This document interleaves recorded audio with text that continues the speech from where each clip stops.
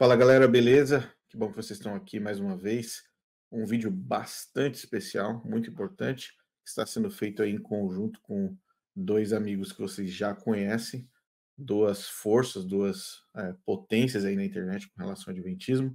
E a gente vai comentar um pouco sobre a questão do Rodrigo Silva, então toda essa apresentação que ele fez, a resposta que ele deu aí para as pessoas na internet depois daquela conversa toda com o Valadão. Então vou chamar aqui o Wagner e o Gleison para a gente conversar um pouco sobre esse assunto e vamos debulhar um pouco essa espiga de milho, porque a conversa foi longa. O Rodrigo Silva parece que pegou o pires na mão e mostrou para a internet, falou: calma aí, gente, me ajudem, me ajudem aí.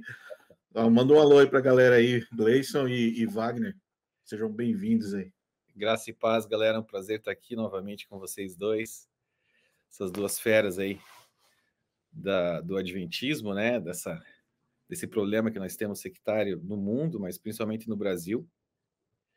E assim, com a graça de Deus, espero que a gente consiga alcançar o objetivo, né? Isso aí. Mas vamos lá, tamo junto. Show. Amém. Graça e paz, irmãos. Eu estou muito contente de estar aqui com os irmãos também. Esse assunto é muito importante, né? Eu já até falei um pouco sobre isso também. E a palavra de Deus, ela precisa sobressair, né? Eu costumo dizer assim. Então, nós não estamos aqui para simplesmente colocar a nossa opinião. Se nós estamos aqui porque nós defendemos alguma coisa que nós temos como palpável. E eu acredito que hoje esse vídeo vai trazer coisas, novamente, né? A gente já tem trazido tantas coisas, vai esclarecer alguns pontos que muitas vezes fazem questão de não trazer para vocês. Então, nós vamos começar pelo Wagner. O Wagner vai fazer as pontuações deles. Do lado do nosso vídeo aqui no frame, você vai ver o vídeo do Rodrigo Silva circulado. Nós vamos ficar de lado, aqui de canto, enquanto a gente faz a apresentação de cada um desses pontos. Cada ponto vai estar numerado logo abaixo do vídeo do Rodrigo Silva. Você pode acompanhar também e pode acompanhar principalmente na internet, nos textos que vão ser apresentados e no contexto, principalmente, também que vai ser apresentado hoje. Então vamos lá? Fala recorrente de alguns seria a seguinte: o Rodrigo não mostrou que aqueles textos eram errados, só falou que eram livros não atribuídos a Ellen White. Por que ele não abre? Por que não mostra a página? Por que não mostra o que Ellen White realmente falou? Então, de fato, eu só lembro que muitos que só reproduzem livro e página sem ler o contexto deveriam talvez aprender com os bereanos. Mas ele citou dois textos. O primeiro texto é 1 Pedro 3, do 14 ao 16, e Atos 17, 11. Bom, nesses dois textos, o texto vai apresentar que nós temos que sempre que ter razão suficiente para dar, né? Se alguém pedir razão da nossa fé. Beleza? E o segundo texto é em Atos 17, 11, que vai falar sobre os bereanos. Todo mundo conhece esse texto, né? E Rodrigo Silva usa isso. Só que percebe bem a diferença, que ele usa esses dois textos para comparar, e ele fala isso, não estou dizendo isso da minha boca para fora, porque ele fala isso. Ele diz, não, agora nós vamos fazer uma comparação de Ellen White com Ellen White. Perfeito. Só que, se a gente for pegar o apanhado geral do que aconteceu nessa controvérsia completa, não foi isso. O que está acontecendo neste momento é exatamente o que trouxe André Valadão a respeito do entendimento da doutrina. Então, quando ele traz todas aquelas referências, ele não está trazendo referências para combater Ellen White com Ellen White, não.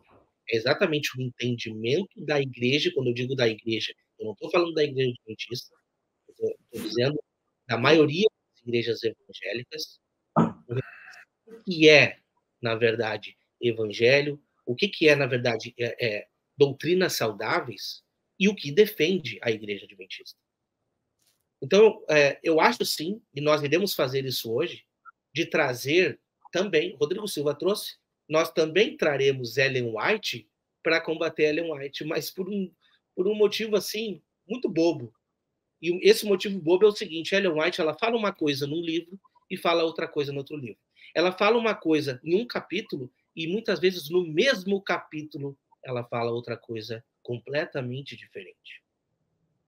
Eu só não achei sensato nessa primeira parte fazer essa comparação de bereanos. Porque se nós três estamos aqui e muitos outros ex-adventistas estão se dedicando no trabalho, é porque nós fizemos esse trabalho de bereano. Se existe essa discussão de muitas denominações não aceitarem a Igreja Adventista como sendo uma igreja comum nas doutrinas, eu não estou falando nenhuma besteira aqui, porque a própria Igreja Adventista se determina assim, que a doutrina dela é diferente. Então, é uma coisa que não é nossa.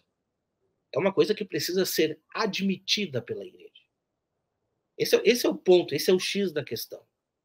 Mas nós, como bereanos, comparando a palavra de Deus com o jeito da interpretação, o tipo e como a Igreja Adventista interpreta as suas profecias, a gente vê um choque muito grande. E nós conseguimos constatar isso nos livros de Ellen White. Outro ponto dessa primeira questão que ele ainda falou, mas ele não disse aqui, mas você pode acompanhar, e deve ter uns 2 minutinhos mais para frente, que ele fala assim, ó, não se trata de um vídeo resposta. Me desculpa, mas se trata sim. Por que se trata de um vídeo resposta? Porque todos os pastores adventistas se pronunciaram. Todos. Simplesmente todos, e alguns deles mais de uma vez. Então é um vídeo resposta sim. Esse é um vídeo resposta. Agora, o que nós precisamos fazer? E é isso que a gente está fazendo hoje aqui com você. É analisar se as respostas que estão sendo dadas, elas realmente são coerentes. Porque quando nós, você adventista que vive aí dentro da igreja, você sabe muito bem como a igreja encara toda essa situação. O que me parece é que este assunto, ele parece ter uma dualidade. Olha, internamente a gente trata de um jeito, mas para o público em geral a gente precisa vestir uma máscara um pouco diferente para não dar conflito, né? Então eu acho que esse daí é um ponto que nós precisávamos analisar. Então, a gente vai analisar agora a segunda parte aí, ainda nessa introdução, tá? Eu estou analisando a introdução que o Rodrigo Silva fez. Nós vamos analisar, então, a segunda parte da introdução, que é a IAGE é atacada por irmãos. Entristece, sim. Entristece o fato de você ter a sua religião tão atacada na internet por irmãos. Eu vou dar 2 depoimentos para vocês que foram interessantes. Um deles foi de um judeu que não é cristão, que vendo os ataques falou assim, puxa, eu vejo que vocês adventistas parece que sofrem de antissemitismo como nós judeus, né? Porque tudo que tem judaísmo, as pessoas sempre vêm com o antissemitismo. E vocês também, por causa do sábado, parece que vocês são leprosos, disse esse judeu. E o segundo foi um cientista secularizado, que não tem relação alguma com religião, que vendo esse último debate falou, rapaz, eu não sabia que vocês religiosos eram assim, olha, como os religiosos te atacam. Olha, os religiosos atacam muito vocês, viu? Olha, os ateus com quem você conversa, eles respeitam você mais do que os seus pares. Primeiramente, eu não vi um ataque à instituição com relação à postagem, por exemplo, do pastor André Valadão. Eu não vi um ataque. Eu vi uma posição muito clara dos motivos. Perguntaram, o que foi perguntado para ele? Quais são os motivos? Por que, então, que a Igreja Adventista não aceita? E ele colocou os motivos. Não existe um ataque. É simplesmente a defesa da crença dele, o que ele consegue enxergar. Eu acredito que a Igreja Adventista precisa deixar um pouco mais claro se não é isso. Porque é isso que todo mundo entende. Se essa não é a visão da igreja, deixe mais claro. Por quê? Não é isso que todo mundo está entendendo lado afora. É isso que nós entendemos, referência à igreja. Exatamente, não só isso, mas algumas outras coisas também. Bom, vamos lá. Eu quero ler com vocês aqui um texto que está lá no site do CACP. Todos nós conhecemos CACP aqui, do chinês. E ele, olha que interessante, né? Ele está trazendo uns textos ali, o Espírito de Profecia, Spiritual Gifts, volume 1, página 189. As denominações são caídas, corruptas, possuídas por Satanás e abandonadas por Deus. Assim fala a senhora White. Viu o estado de todas as diferentes igrejas, desde que o segundo anjo proclamou a sua queda em 1844. Ela já Parece aqui pelo texto que já foi proclamada a queda da Babilônia. Elas se tornaram mais e mais corruptas. Satanás tomou plena posse de todas as igrejas como corpo. As igrejas foram deixadas como foram os judeus, e elas foram se enchendo de toda ave imunda e detestável. Vi grande iniquidade e vileza nas igrejas, apesar de professarem ser cristãos, suas confissões, suas orações e suas exortações são uma abominação aos olhos de Deus. Olha só, suas confissões, suas orações, suas exortações são uma abominação aos olhos de Deus. Você está prestando atenção, meu irmão evangélico? Quem está dizendo isso não sou eu, é a senhora Ellen White. E sinto em te dizer, mas a Igreja Adventista, nós estivemos aí dentro. A Igreja Adventista encara isso. Quando um irmão adventista sincero, quando eu digo sincero, é dentro do que ele crê, ele enxerga uma pessoa com uma Bíblia debaixo do braço, indo para outra denominação, ele enxerga uma pessoa perdida. Por quê? Porque Ellen White defende isso. Eu sei que vai ter outros textos aqui, o irmão Gleison vai abordar a respeito desse ponto ainda, que o Rodrigo Silva tenta desconversar, mas que tem um contexto completamente diferente. A gente vai ter oportunidade de tratar aqui. Mas, assim, eu não sei a quem querem... eu não sei a quem que querem enganar com esse ponto, com essa posição. Por quê? Porque nós, quando eu digo nós que fomos adventistas, estivemos aí dentro. Qualquer irmão adventista tem isso na sua mentalidade, porque isso é embutido, isso faz parte da doutrina. Isso daí é o que realmente pensa o irmão adventista. Outra alegação sobre esse ponto, de Ellen White, está lá em Testemunhos Seletos, volume 2, página 449. As igrejas nominais estão cheias de fornicação e adultério, crime e assassinato, o resultado de seu fundamento de paixão e lascívia, mas essas coisas são mantidas encobertas. Ela viu isso, né? Então é assim que ela entende a respeito desse ponto. Todas as igrejas que eu vou, na verdade, não houve uma igreja não adventista na qual eu tenha pregado que eu tenha deixado as portas fechadas atrás de mim. Aliás, eu até peço uma gentileza, se alguém que está assistindo esse vídeo já assistiu algum sermão meu fora da igreja adventista, dê o depoimento. Eu ali falei mal dessa igreja. Aliás, pelo contrário, eu tenho aqui mensagens de WhatsApp de pastores da Assembleia de Deus, da Metodista, da Presbiteriana, Batista e outras mais que eu poderia citar. Eu tenho aqui as provas, me agradecendo porque, graças a um sermão que eu fiz na igreja deles ou na internet, uma pessoa decidiu voltar para Cristo que estava afastada, ou alguém que se converteu, pedindo para mandar um vídeo para alguém que se batizou, não na igreja adventista, sabe? Conheceu a Cristo através do trabalho da gente e está batizada lá na outra igreja. Eu já fiz apelo na Igreja Batista da Atitude, no Rio de Janeiro. Apelo, para quem não sabe, depois do sermão, quando você conclama as pessoas a tomar uma decisão. E qual foi o apelo? Aceita Jesus como seu salvador pessoal. Vários vieram à frente, na Igreja Assembleia de Deus também. E quem anota os nomes ali são secretários daquela própria igreja. E eu não falo, pois é, agora quero os nomes para levar para a Adventista. Esse ponto aqui eu não trouxe nada anotado em especial. Nada. O que eu vou falar está tudo na minha mente, porque eu vivi dentro do sistema adventista por muito tempo. O irmão Rodrigo, na frente da câmera, o irmão Rodrigo Silva, na frente da câmera, ele pode falar o que ele quiser. Ele pode falar. Agora, eu quero ver qualquer pessoa vir na igreja adventista e dizer assim, olha, hoje eu estou aqui para me batizar e eu quero me batizar em nome de Jesus. Que nem ele falou, disse, não, aceita Jesus como teu único salvador pessoal? Aceito. A pessoa foi batizada. Amém. Isso ele fez numa outra denominação. Eu quero ver na igreja adventista algum irmão querer se batizar dessa mesma maneira que ele batizou e ser aceito. Não é. Não é. Eu estou falando com um adventista sincero aqui. Então, como eu estou falando desde o início do vídeo, esse vídeo do Rodrigo Silva, ele não é um vídeo feito para o irmão adventista meditar. É para a grande massa não atacar mais. Porque não é isso que sente que vive um irmão adventista. Você não consegue se batizar dessa mesma maneira na igreja adventista.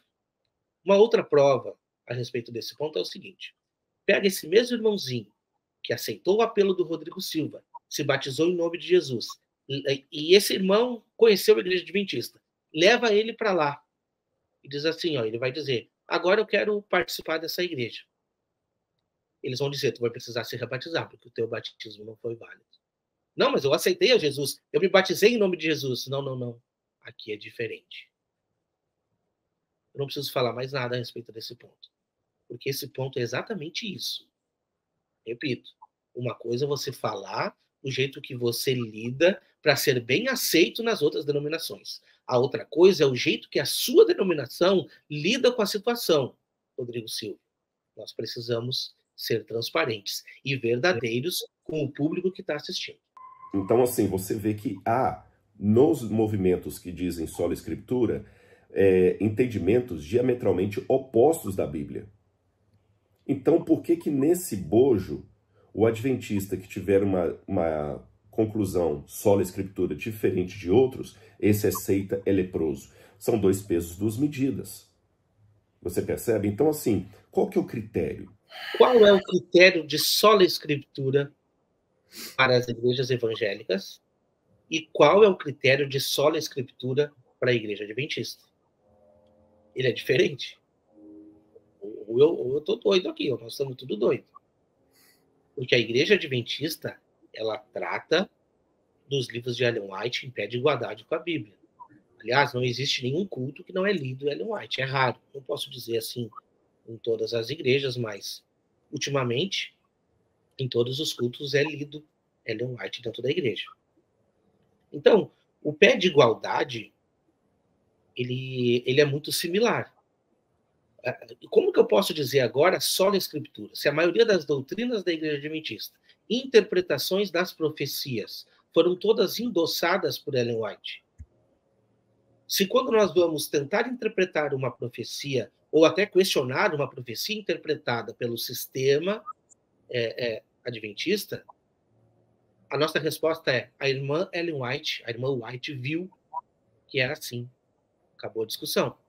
Então, essa questão ela é muito importante. A questão do critério, né? Que critério que é usado? O critério é muito simples. É nós sabermos se a igreja evangélica que está falando a respeito desse ponto, se ela segue somente a Bíblia ou não. O que significa sola escritura? Eu estou baseado completamente na Bíblia Sagrada. As minhas doutrinas, as minhas interpretações, o modo como eu lido com a minha denominação, que eu sigo, a minha vida está baseada e pautada somente na Escritura. E eu acho que eu não estou falando nada de absurdo aqui. Para mim é isso que é sola Escritura. Mas sinto muito. Qualquer adventista sabe que a igreja é completamente baseada no que diz Ellen White. Vamos colocar aqui, reforma de saúde alimentar, que não está na Bíblia, mas Ellen White traz. E as pessoas precisam seguir, porque se não segue, muitos são até impedidos de ser batizados, por muitas vezes. Vamos colocar aqui interpretações de profecias baseadas em Ellen White, que se você tenta questionar, não dá, né? Não tem condições. Então, eu acho que é muito claro tratar desse ponto, porque a igreja adventista, ela não tem somente um livro, ela tem uma coleção de livros que é distribuído. Aliás, em muitas ações sociais da igreja adventista, o que é distribuído, a preocupação é distribuir em massa o grande conflito. E eles não escondem isso de ninguém. Então, o que está à frente da igreja? Desculpa, mas nós precisamos ser sinceros ao tratar desse ponto. A igreja adventista não é só a Escritura. Ela não lida com a Bíblia como se fosse só a Bíblia. Se for só a Escritura, então esquece os livros de Ellen White e vamos tratar somente da Bíblia. Eu consigo, pelo menos assim, ver a diferença entre o que eu creio, o que creio o assembleiano, o que creio o batista, o presbiteriano, o wesleyano, o metodista, mas eu fico pensando assim, por que eu não posso ter o meu direito de ter uma interpretação diferente de algum irmão desses ramos e ainda assim considerá-lo irmão? Isso é importante, né? Mas ele já vai voltar em um dos pontos que a gente tratou ali no segundo tópico, se eu não me engano. Como falei, o discurso para a grande massa pode ser esse, até porque Rodrigo Silva, ele entra em todas as igrejas para discursar. Só que dentro da igreja o irmão adventista pensa diferente, né? Dentro da igreja o pensamento e a forma de regra da igreja é completamente diferente. O que estará em jogo nos últimos dias? O que estará em jogo?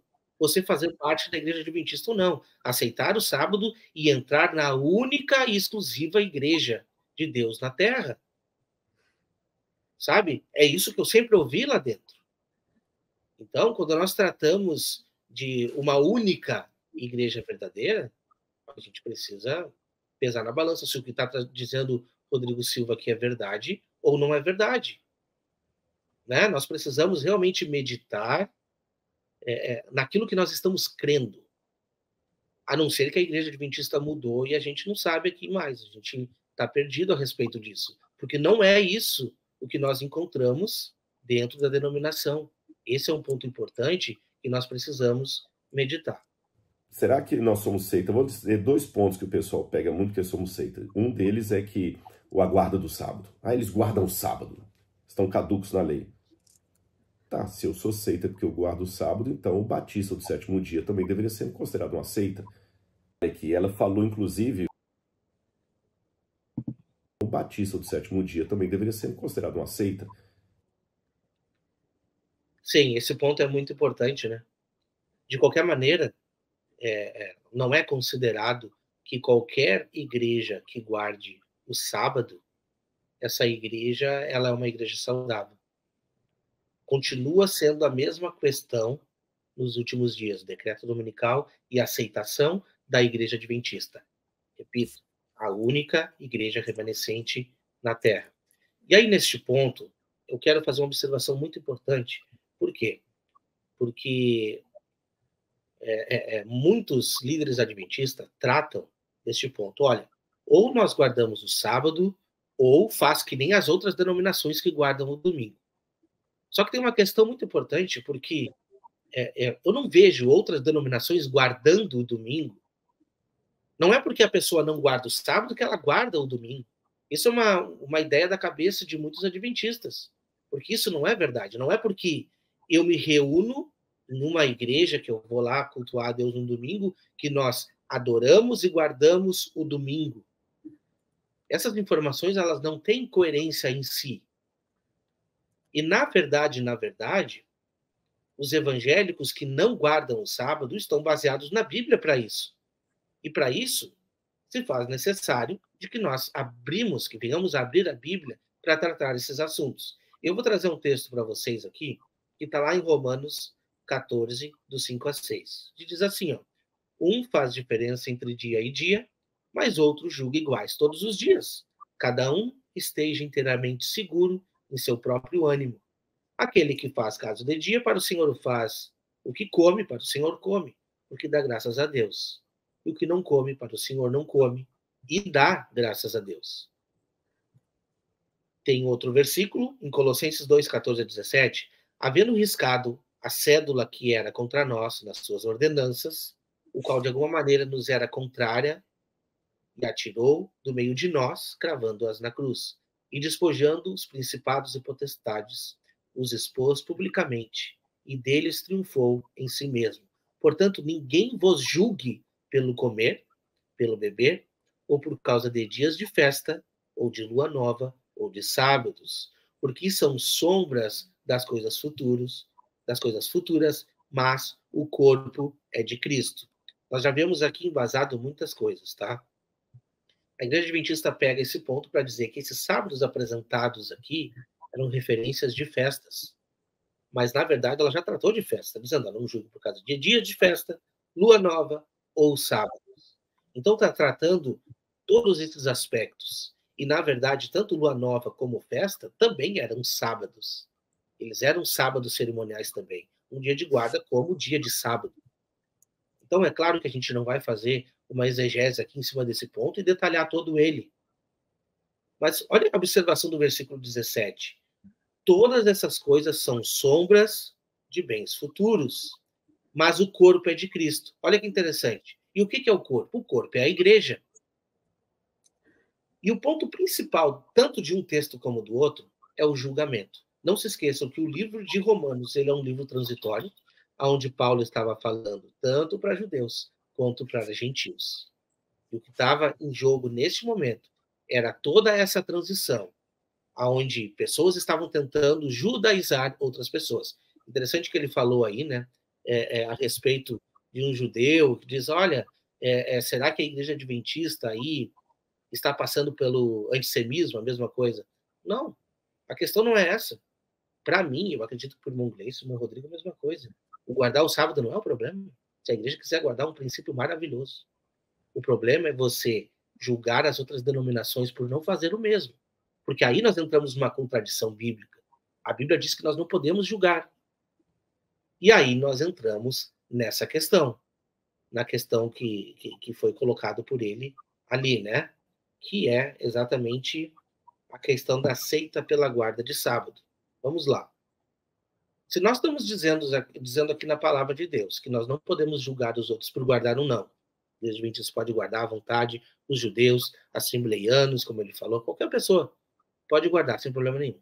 Mas aí eu julgo outra pessoa por não guardar, alguma coisa não está batendo muito bem aqui, porque a palavra de Deus está dizendo para mim não julgar. Agora, se eu julgo, e não só eu julgo, eu digo que quem não guarda faz parte da Babilônia, e que isto vai ser o ponto de diferencial nos últimos dias para separar quem está sendo marcado pela besta ou não, então nós precisamos colocar os pingos nos is. E é isso que nós estamos fazendo neste momento. Porque este sim é um ponto absurdo. Isto sim é um ponto de divisão sectário, desculpa, mas exatamente um ponto de divisão sectário. Que ela falou, inclusive, falando como é que os pastores adventistas deveriam agir, ela disse assim, olha, no trabalho público não torneis proeminente, nem citeis o que a irmã White tem escrito como autoridade para apoiar vossas posições. Fazer isto não aumentará a fé nos testemunhos. Apresentai vossas provas claras e simples da palavra de Deus. Desculpa, eu não sei em que mundo nós estamos vivendo. Porque praticamente 90, 95, ou para não dizer 100% dos cultos é citado Ellen White. Eu não sei em que mundo nós estamos vivendo quanto a isso. Entende? Então, como eu estou dizendo, uma coisa é nós afirmar, uma coisa é você dizer o que ela falou, outra coisa é que a igreja acaba falando e praticando dentro das instituições, né? Dentro dos templos, no caso. Ellen White é fonte de inspiração para a igreja. Este ponto é simples, a gente precisa entender se as doutrinas da igreja estão baseadas no que ela escreveu, segundo o anjo relator que passava para ela as visões, ou não. Nós precisamos saber filtrar isso. Você que é adventista, que é sincero, você precisa entender. E outro ponto, isso não é citado no momento do batismo? Se você aceita o espírito de profecia, e o espírito de profecia, segundo a igreja adventista, não é Ellen White, então você precisa ou não precisa fazer essa profissão de fé de que você acredita no espírito de profecia? Essa é a questão para ser observada aqui, né? Essa é a questão para ser observada aqui. Se ela é uma fonte de inspiração para a igreja ou não. A gente costuma dizer que, sem Ellen White, a razão de existir da igreja adventista, ela cai por terra, ela acaba. Porque praticamente toda a doutrina, toda a carga doutrinária da igreja adventista é oriunda das visões de Ellen White e da forma como ela conduziu o crescimento desta organização. O que é grave é que esta mesma escritora reconhece que ninguém está salvo e que ninguém deve afirmar que esteja salvo. Diz ela, aí agora vai citar Ellen White, nunca se deve ensinar aos que aceitam o Salvador, conquanto sincera a sua conversão, que digam ou sintam que estão salvos. Isso é enganoso. Parábolas de Jesus, página 105. Mas quando você vai no texto original de Ellen White, no parágrafo, você vê que não é nada disso que ela está falando. A gente vê que ele traz um texto, esse texto parece que você lê e você está vendo, não, realmente, ela não quis falar isso. Só que a gente fazendo comparação com outros textos, ela fala completamente ao contrário. É como se tivesse duas versões de Ellen White. Eu trouxe alguns exemplos para vocês aqui a respeito do que ela falou a respeito de certeza de salvação. Olha só. Aqueles que aceitam o Salvador, enquanto sinceros sejam sua conversão, nunca devem ser ensinados a dizer ou sentir que eles são salvos. Parábolas de Jesus, página 155. Eu acredito que esse foi o texto que ele leu ali, né? Mas tem outros textos, olha só. Quão solene é esta consideração? Dia após dia que passa para a eternidade, traz a sua enorme porção de relatos para os livros do céu. Palavras uma vez faladas e ações uma vez praticadas, nunca mais se podem retirar. Os anjos têm registrado tanto as boas como as más. Nem o mais poderoso guerreiro pode revogar a relação dos acontecimentos de um único dia sequer.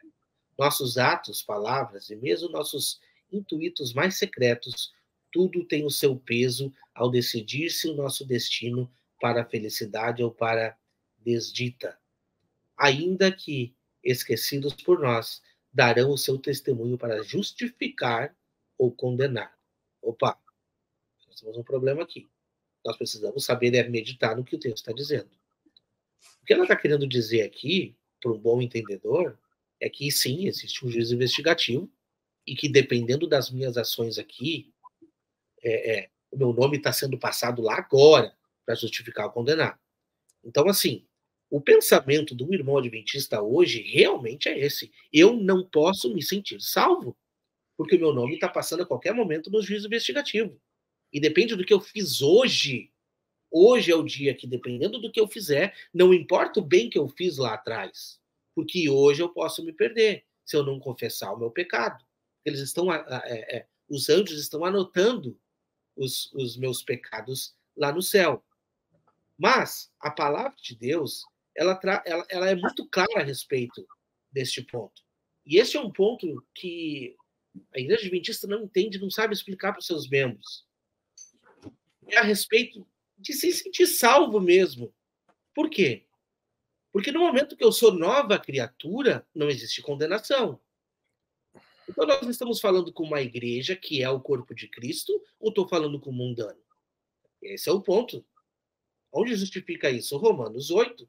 Portanto, agora nenhuma condenação há para os que estão em Cristo Jesus, que não andam segundo a carne, mas segundo o Espírito.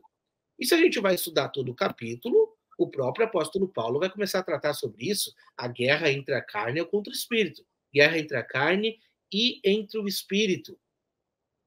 Que não tem outro meio de ser vencida a não ser pelo Espírito de Cristo que habita em nós. E nós precisamos entender isso.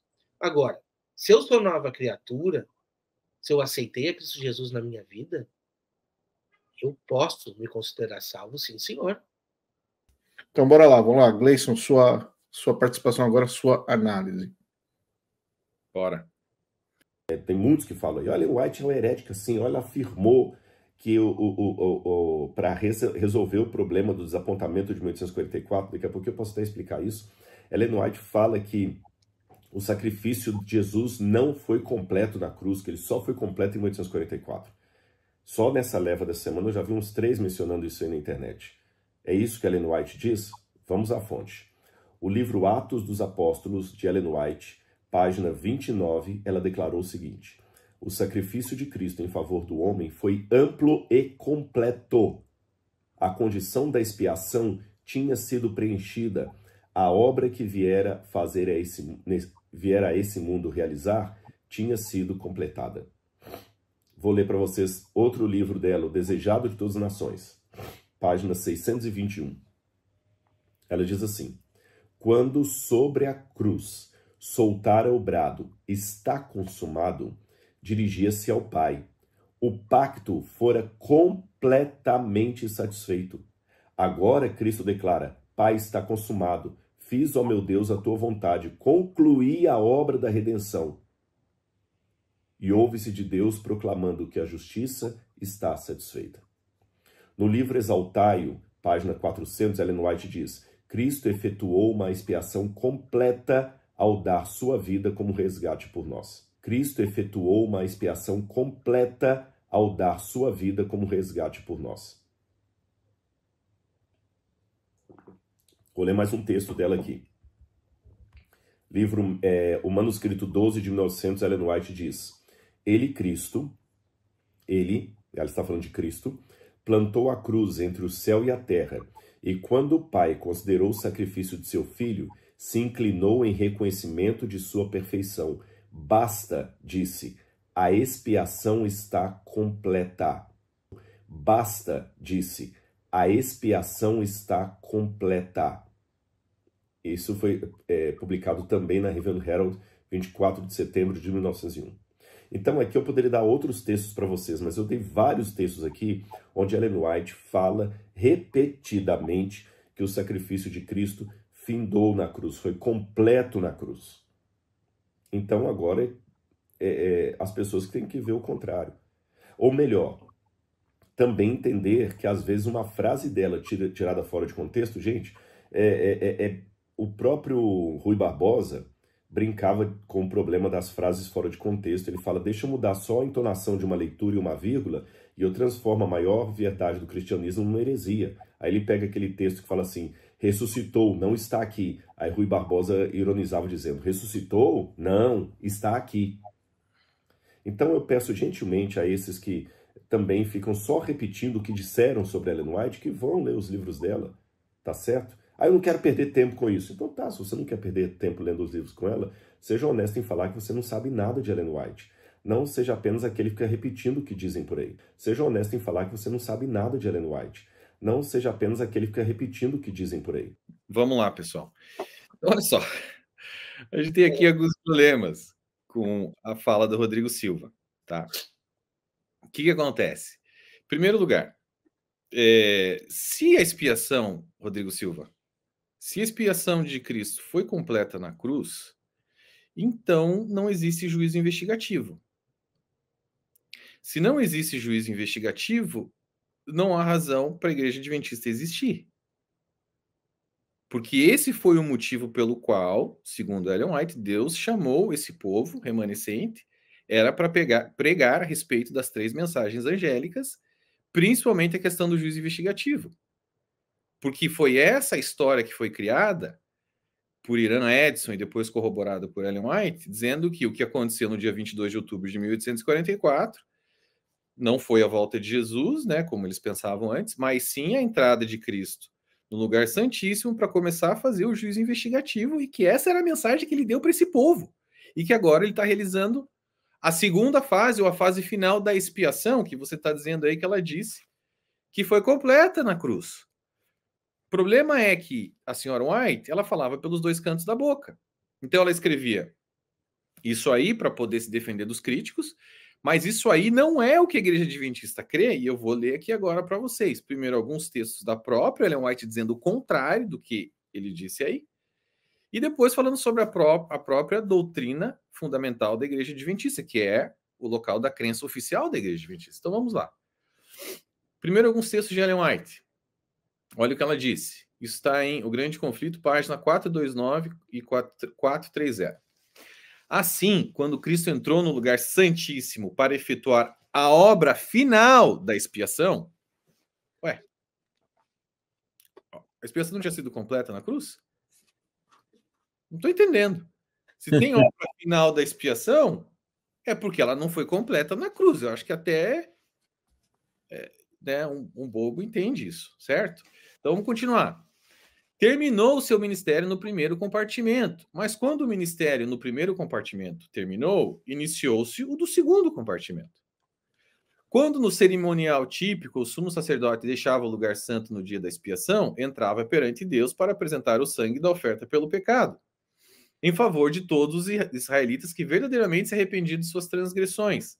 Assim, Cristo apenas completara uma parte de sua obra como o nosso intercessor, para iniciar outra, que é a fase final da expiação, que ela falou, ela mesma falou no início desse parágrafo. Vamos ler outro. Durante 18 séculos, este ministério continuou no primeiro compartimento do santuário. O sangue de Cristo oferecido em favor dos crentes arrependidos assegurava-lhes perdão e aceitação perante o Pai. Contudo, ainda permaneciam seus pecados nos livros de registro. Não foram apagados, como ensina a Bíblia, não. Quando você se arrepende, eles não são apagados, eles ficam lá nos livros de registro.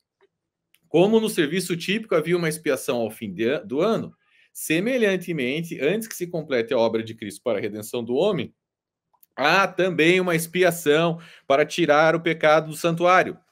Ué, a expiação não foi completa na cruz, Rodrigo Silva? O que está acontecendo, Rodrigo Silva? Este é o serviço iniciado quando terminaram os 2.300 dias. Naquela ocasião, conforme fora predito pelo profeta Daniel, nosso sumo sacerdote entrou no lugar santíssimo para efetuar a última parte de sua solene obra, purificar o santuário. Outro texto, Grande Conflito, página 421, 422. Destarte, os que seguiram a luz da palavra profética viram que, em vez de servir Cristo de vir Cristo à terra, ao terminarem em 1844 os 2.300 dias, entrou ele então no lugar santíssimo do santuário celeste, a fim de levar a efeito a obra final da expiação, preparatória à sua vinda. Se tem uma obra final, Rodrigo Silva, como é que ela foi completa na cruz, Rodrigo Silva? Se tem uma obra final da expiação, como é que essa expiação foi completa na cruz? Explica isso. Vamos continuar. Vamos lá, isso aqui está no Grande Conflito, página 418. E eis que vinha nas nuvens do céu um como filho do homem, dirigiu-se ao ancião de dias, e o fizeram chegar até ele, e foi-lhe dado o domínio, a honra e o reino, para que todos os povos, nações e línguas o servissem. A vinda de Cristo aqui descrita não é a sua segunda vinda à terra. Isso a gente vai falar num outro comentário dele também, bem importante esse texto aqui.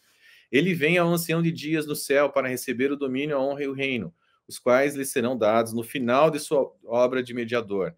É esta vinda, e não o seu segundo advento à terra, que foi predito na profecia como devendo ocorrer ao terminar os 2.300 dias em 1844.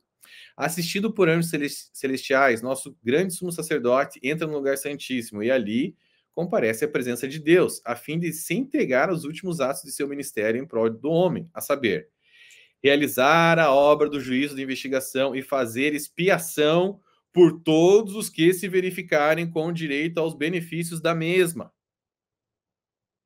Quem são esses? Os adventistas, o povo remanescente. Tá? Então, de novo, fazer expiação, realizar a obra do juízo de investigação e fazer expiação. Se ele vai estar fazendo expiação, Rodrigo Silva, agora, depois de 1844, como que essa expiação foi completa na cruz? Fica de novo aí a pergunta. Agora vamos ler. Ah, não, mas isso aí ela tinha comido uma macarronada, dormiu mal, sonhou, teve um sonho estranho, depois escreveu isso aí, teve dor de barriga, não sei. Ah, então vamos ler então o que a crença adventista de número 24 fala a respeito disso. Vamos lá. O ministério de Cristo no Santuário Celestial. Em 1844, no fim do período profético dos 2.300 dias, ele iniciou a segunda e última etapa de seu ministério expiatório. Crença de número 24, adventista, crença oficial da igreja. O juízo investigativo revela aos seres celestiais quem dentre os mortos será digno de ter parte na primeira ressurreição. Também torna manifesto quem, dentre os vivos, está preparado para a trasladação ao seu reino eterno. A terminação do ministério de Cristo assinalará o fim do tempo da graça para os seres humanos, antes do segundo advento. E aí, Rodrigo Silva, como é que fica essa história? Tá? E claro, eu tenho no meu playlist, vocês podem ir lá no meu canal, Gleison Perso Guerreiro de Yeshua, e irem no volume 1, playlist do volume 1, vão no vídeo A Farsa do Juízo Investigativo. Isso, obviamente, é uma doutrina que é uma marca de uma seita. Por quê? Porque ela vai completamente contra a Bíblia, gente. Vamos lá, Hebreus 10, 19. Sendo assim, irmãos, temos plena ousadia para entrar no Santo dos Santos, mediante o sangue de Jesus. Hebreus 6, 19 e 20. Depois vocês leem lá. Hebreus 9, 12. Não por intermédio de sangue de bodes e novilhos, porém mediante seu próprio sangue, ele entrou no Santo dos Santos de uma vez por todas, conquistando a eterna redenção. Ele não entrou em 1844. E ele não está fazendo juízo nenhum agora de investigação. Olha o que diz João 5,24. Em verdade vos asseguro, quem ouve a minha palavra e crê naquele que me enviou, tem a vida eterna. Não entra em juízo, mas passou da morte para a vida. Ok, gente? Então, sem juízo investigativo, não há igreja adventista do sétimo dia. Tá? Olha o que a própria Ellen White escreveu. A passagem que, mais que todas as outras, havia sido tanto a base como a coluna central da fé do advento foi: até 2.300 tardes e manhãs o santuário será purificado. qual que é a coluna central da fé adventista? É o juízo investigativo. Se a cruz, como você, a expiação foi completa na cruz, Rodrigo Silva, então não há motivo para a igreja adventista existir, porque não tem mensagem para passar para o mundo a respeito disso. Você está me entendendo? Exatamente. Ok? Então, assim, espero que esse ponto tenha ficado claro para você, meu amigo evangélico e adventista que está assistindo agora. Pequeno, rápido comentário aqui, muito bem explicado, Gleison, muito bem, e com fontes primárias, né? Fontes primárias, exatamente. A dualidade que é convencional no Adventismo para uso das suas próprias palavras ou das próprias palavras da profeta. Mas o texto mais importante para mim que você citou foi a crença fundamental número 24. Crença dessa que ele conhece muito bem.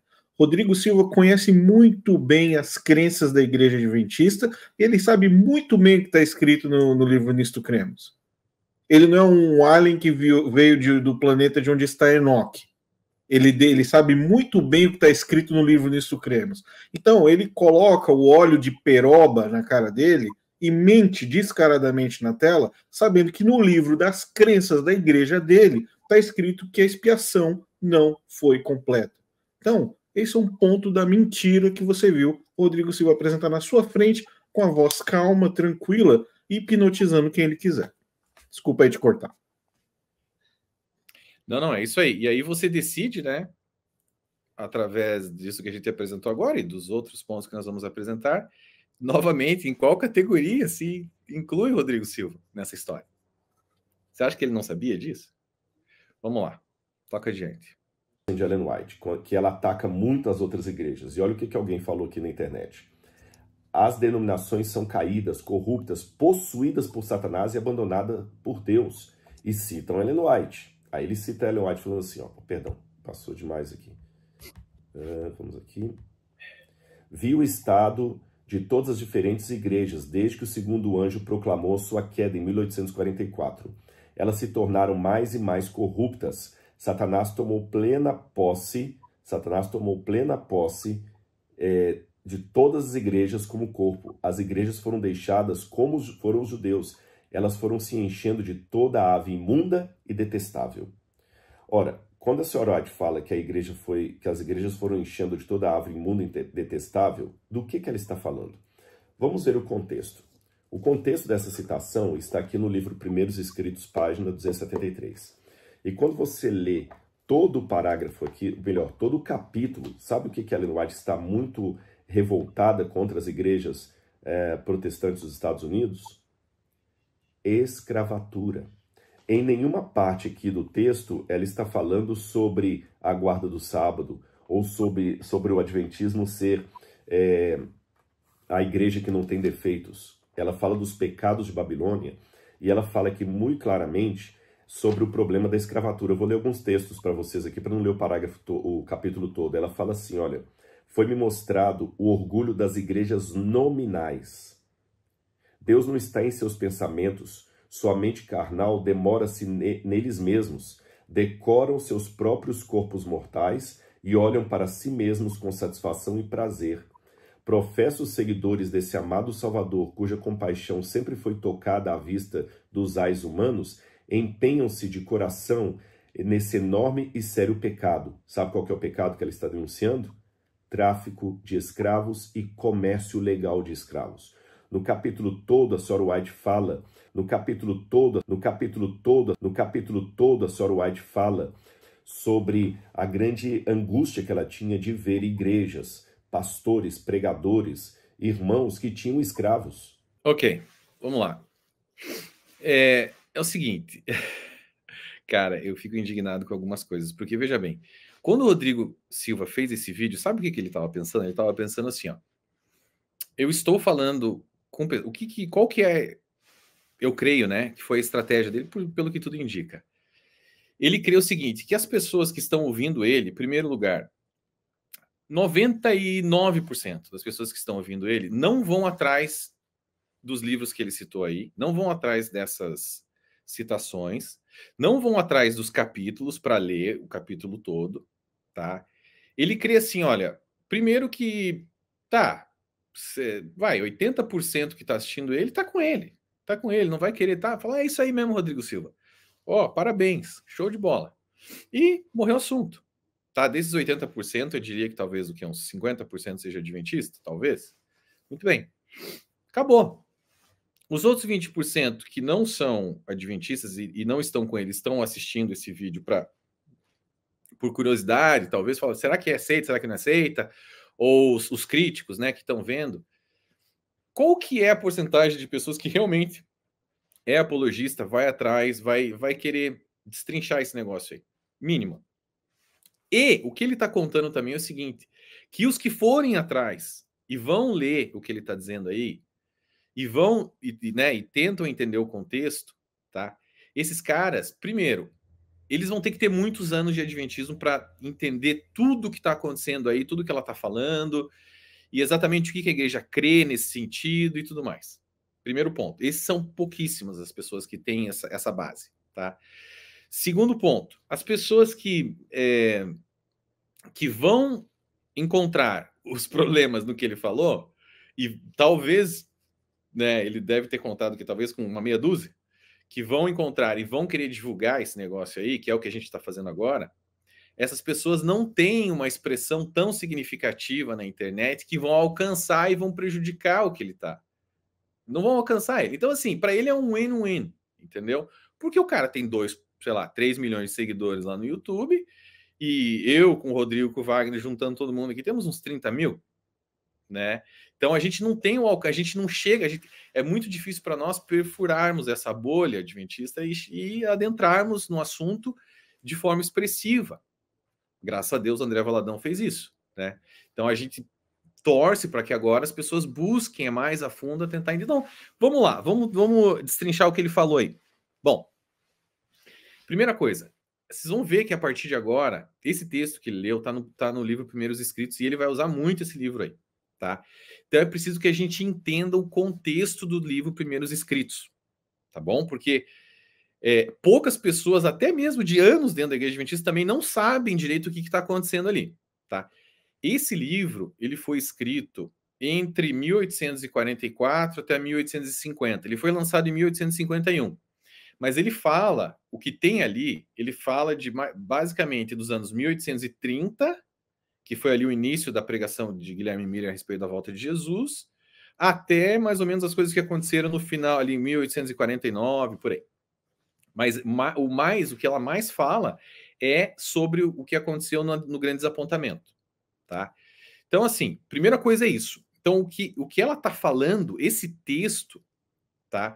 Ela está direcionando as igrejas nominais daquele tempo dela, que ela cria que estavam perdidas. Por quê? Porque tiravam sarro deles a respeito da volta de Jesus em 1844, porque ela foi isso. Eu vou ler o capítulo todo para vocês lerem, para vocês entenderem do que eu estou falando, mas espera aí, estou explicando um pouquinho antes aqui.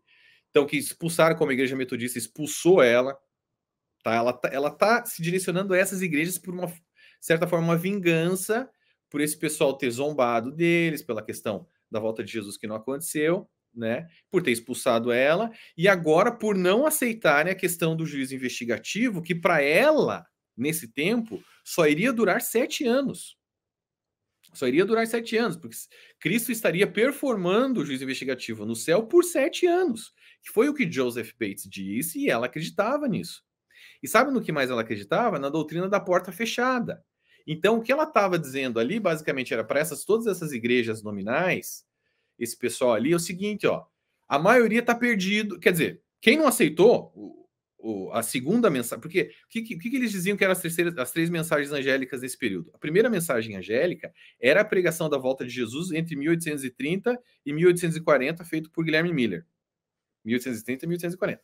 A segunda mensagem angélica era sai dela, povo meu, no verão de 1844, para que o povo que estivesse fora ali do movimento millerita entrasse no movimento millerita e aceitasse a volta de Jesus para aquele período ali.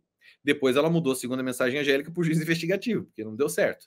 E a terceira mensagem angélica era a questão do sábado, do sábado, tá? Ela achava que o sábado ia ser o ponto ali, queria definir a questão para quem ia ser salvo ou não, entre os adventistas somente. O resto já estava perdido, tá? Então é importante que a gente entenda esse é o contexto, tá? Agora eu vou ler o capítulo todo. Ele falou que o contexto é a escravatura. Só que o que ele fez? Ele pegou um dos textos que ela mete o pau nas igrejas nominais, o que são as igrejas nominais? Todas as igrejas que não são igreja adventista, tá? Que não faziam parte do movimento ali adventista. Então, todas essas igrejas são igrejas nominais. Então, ela pegou, nesse verso que ele pegou aí, ela escreveu no final do capítulo, ela fala sobre escravatura, porque algumas pessoas que faziam parte dessas igrejas nominais eram senhores de escravos. Só que ela só fala isso no final. Então, não é o contexto. Eu vou ler para vocês terem uma ideia. Olha só, a gente vai precisar ler o capítulo inteiro, que não é grande, tá? Mas é necessário para que vocês vejam, para que a gente possa, digamos assim, descortinar o que o nosso amigo está dizendo aí. Vamos lá. O capítulo chama assim, ó, Os Pecados de Babilônia, tá? Vi que, desde que o segundo anjo proclamou a queda das igrejas, o segundo anjo proclamou a queda das igrejas, estas têm se tornado cada vez mais corruptas. Elas levam o nome de seguidoras de Cristo, mas é impossível distingui-las do mundo. Os ministros tiram os seus textos da palavra de Deus, mas pregam coisas aprazíveis. A isto o coração natural não faz objeção. É unicamente o espírito e poder da verdade e a salvação em Cristo que são odiados pelo coração carnal. Nada há no ministério popular que excite a ira de Satanás, que faça tremer o pecador, ou leve ao coração e à consciência as terríveis realidades de um juízo prestes a sobrevir. Homens ímpios ficam geralmente satisfeitos com uma forma de piedade sem verdadeira devoção e ajudarão a sustentar uma religião desse tipo. Disse o anjo: nada menos que a completa armadura da justiça pode habilitar o homem a vencer os poderes das trevas e conservar a vitória sobre eles. Satanás tomou plena posse das igrejas como um corpo. Consideram-se os dizeres e as obras de homens em vez das claras, cortantes verdades da palavra de Deus. Até agora, cadê a escravidão aqui? Não fala nada de escravidão. Vamos continuar. O espírito e a amizade do mundo são inimizade com Deus. Quando a verdade, em sua simplicidade e força, como é em Jesus, é levada a dar frutos contra o espírito do mundo, desperta para logo o espírito de perseguição. Grande número de pessoas que professam ser cristãs não conhecem a Deus. O coração natural não foi mudado e a mente carnal conserva a inimizade com Deus. São servos fiéis de Satanás, embora hajam assumindo outro nome.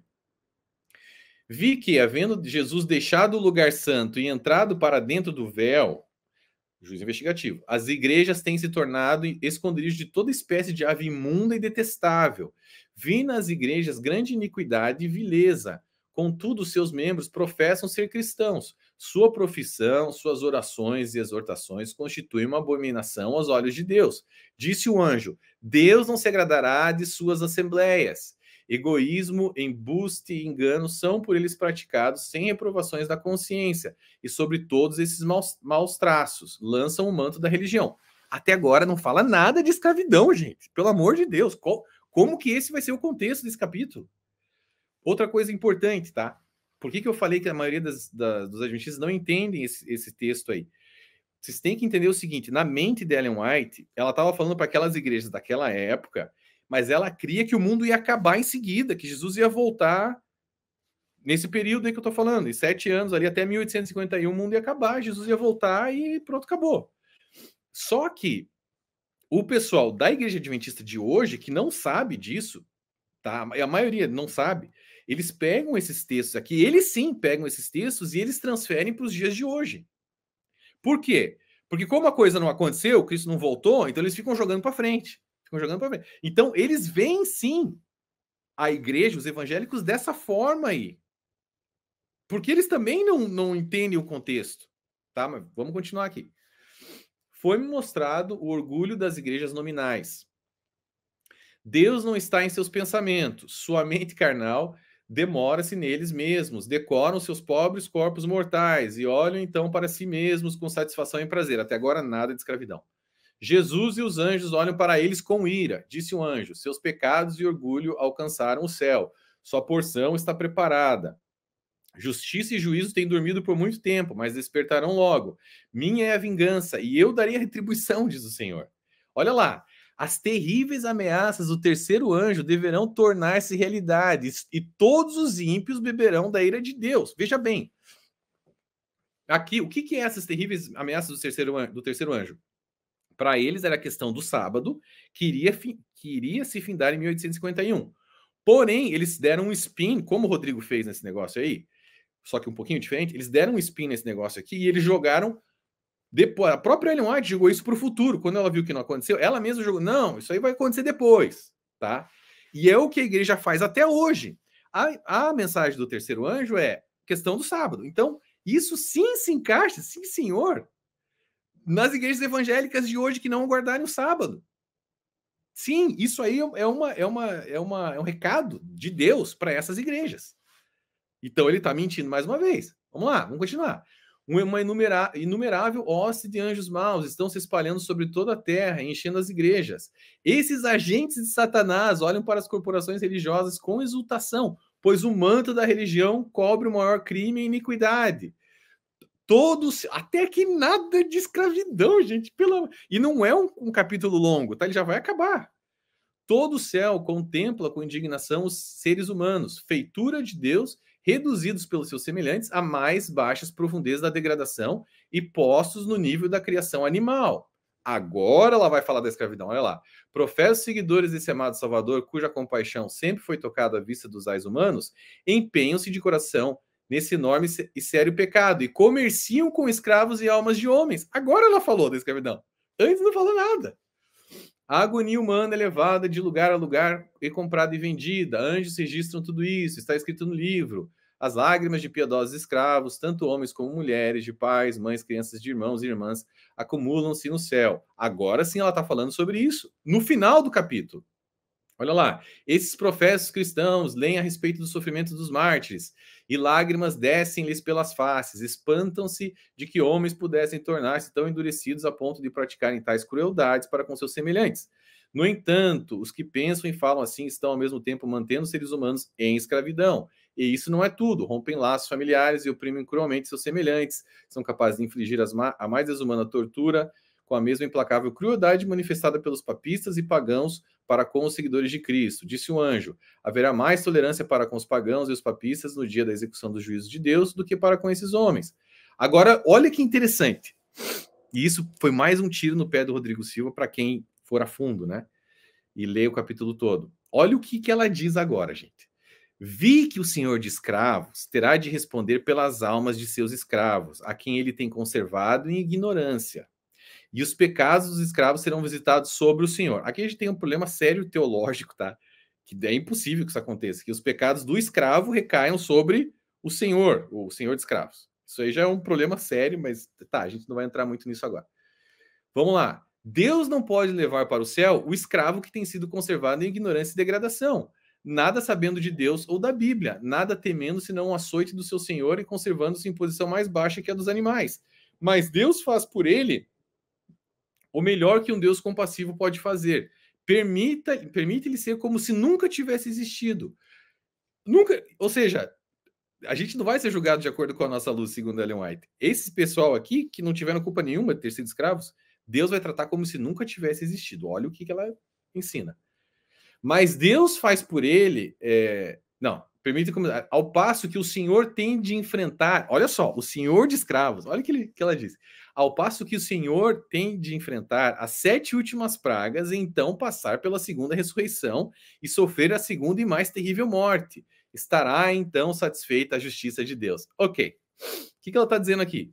Que o Senhor de escravos daquela época, das igrejas nominais daquela época, de 1845 a 1851, eles iriam passar pelas 7 últimas pragas do Apocalipse.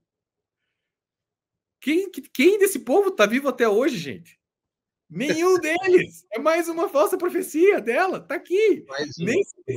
Nesse capítulo que ele utilizou, tá? Como muita cachaça na cabeça, só pode, cara.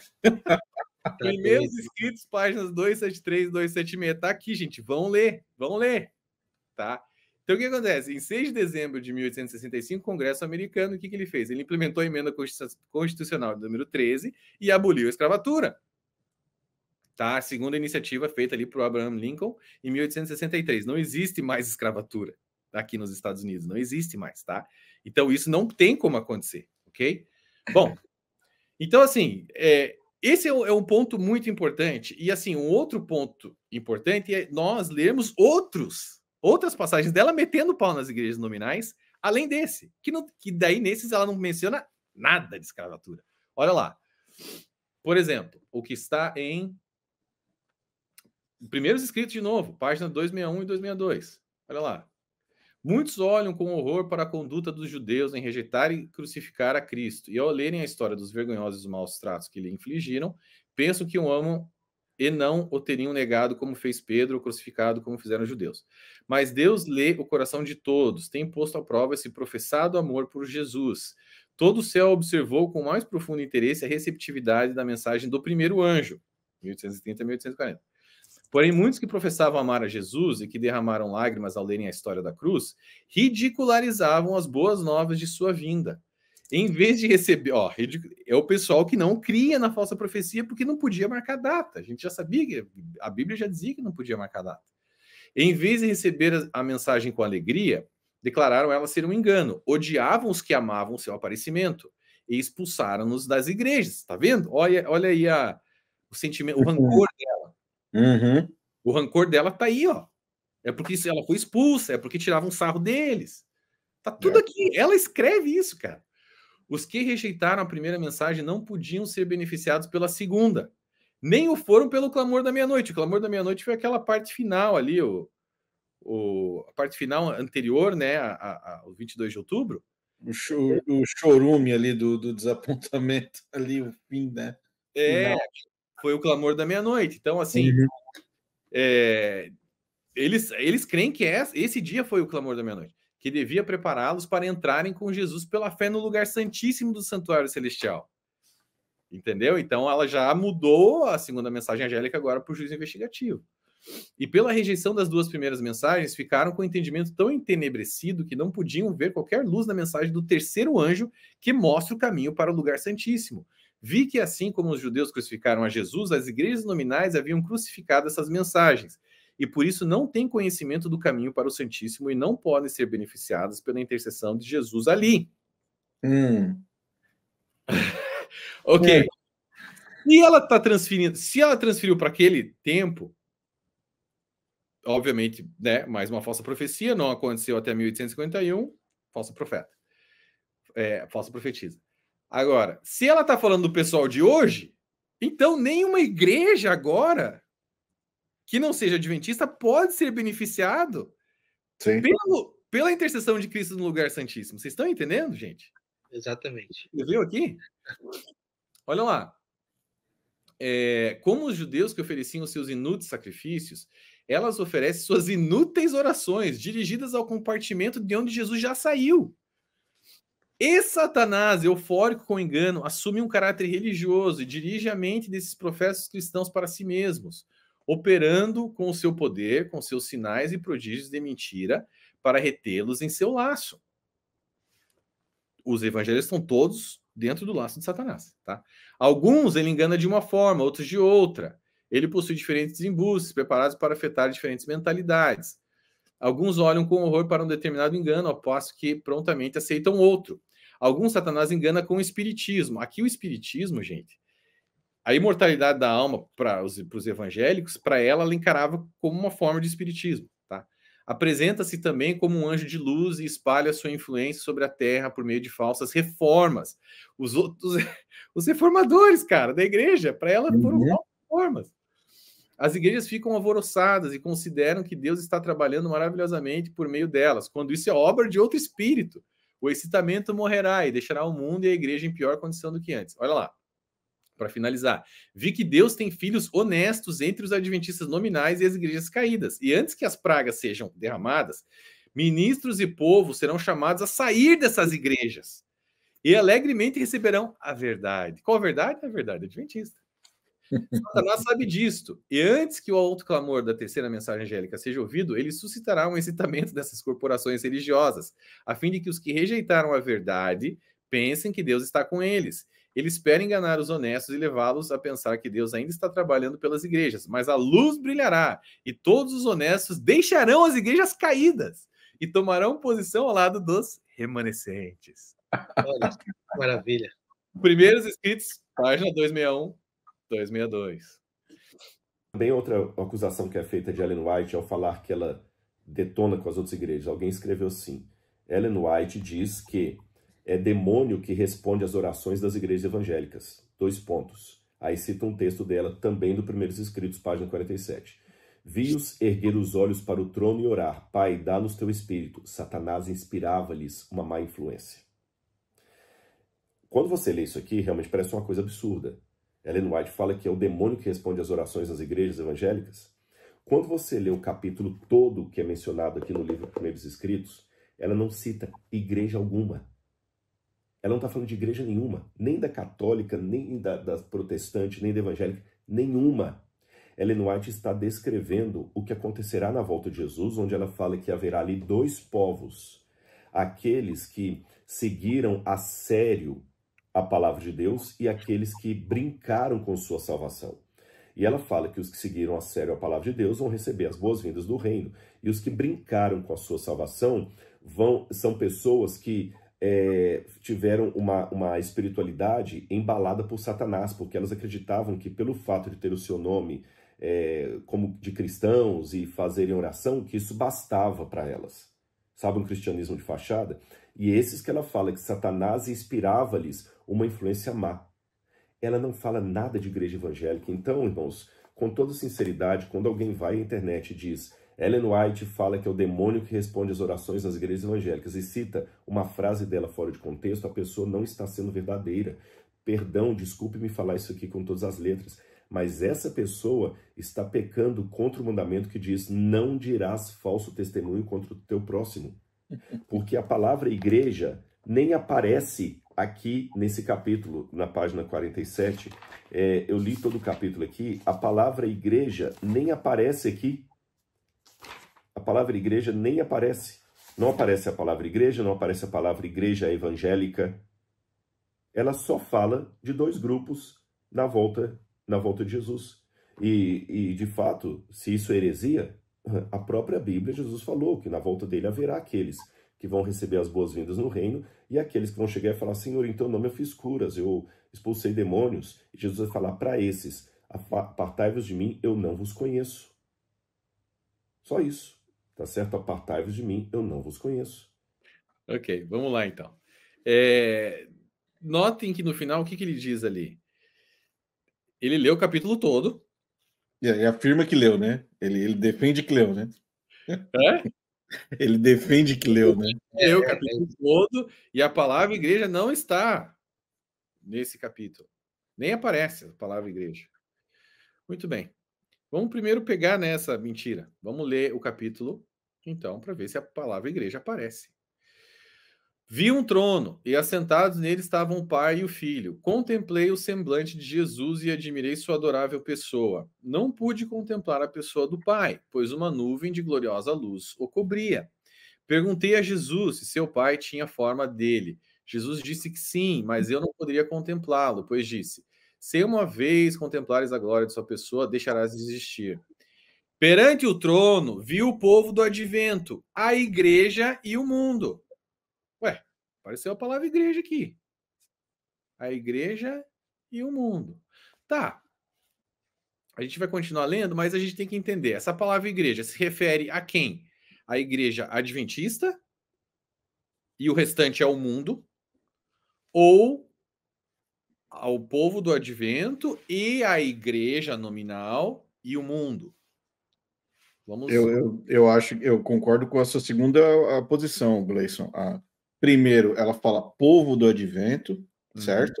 Povo do advento. 1. Igreja. 2. Mundo. Ímpios. 3. Então ela já dividiu em 3 grupos aí para facilitar.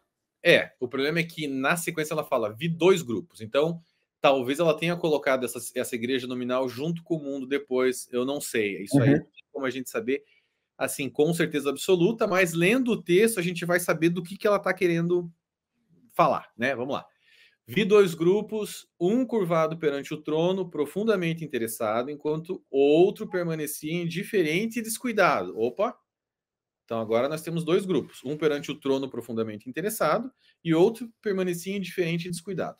Os que estavam dobrados perante o trono ofereciam suas orações e olhavam para Jesus. Então Jesus olhava para seu pai e parecia estar pleiteando com ele. Isso tudo é uma visão dela. Uma luz ia do pai para o filho e do filho para o grupo em oração. Vi então uma luz excessivamente brilhante que vinha do pai para o filho, e do filho ela se irradiava sobre o povo perante o trono. Mas poucos recebiam essa grande luz.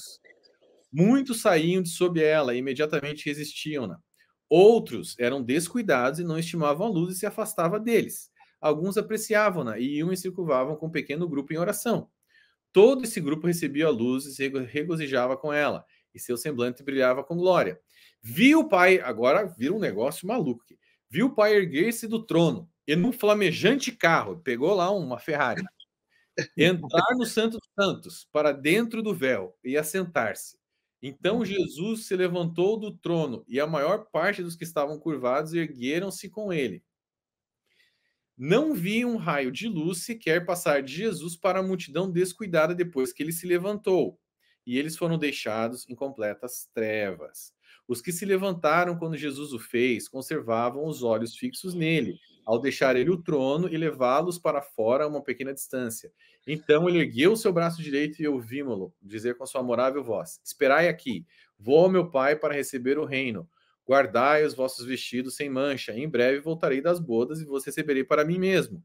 Então um carro de nuvens com rodas como flama de fogo, circundado por anjos, veio para onde estava Jesus. Ele entrou no carro e foi levado para o Santíssimo, onde o Pai se assentava. Então contemplei a Jesus, o grande sumo sacerdote, de pé perante o Pai. Isso aqui tudo é de novo uma figura da entrada dele no lugar santíssimo, performando agora o juízo investigativo. Veja bem, você lembra aquele texto lá atrás que eu falei para vocês de Daniel 7, que ela falou do ancião de dias e tudo mais, que aquilo ali não era. Eu vou ler de novo para vocês verem. Ó.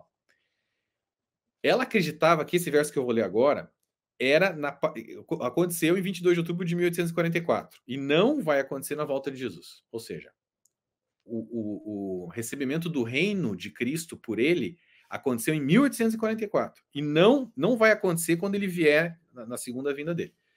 Eis que vinha nas nuvens do céu, isso é ela dizendo, lendo o texto de Daniel, mas é ela que está citando isso no livro dela. Eis que vinha nas nuvens do céu, um como filho do homem, dirigiu-se ao ancião de dias, e o fizeram chegar até ele. E foi-lhe dado o domínio, a honra e o reino para que todos os povos, nações e línguas o servissem. O seu domínio é um domínio eterno que não passará. Daniel 7, 13 e 14. A vinda, ela escrevendo ela agora, a vinda de Cristo aqui descrita não é a sua segunda vinda à terra. Ele vem ao ancião de dias no céu para receber o domínio, a honra e o reino, os quais lhe serão dados no final de sua obra de mediador. É esta vinda, e não o seu segundo advento à terra, que foi predita na profecia como devendo ocorrer ao terminar os 2.300 dias em 1844.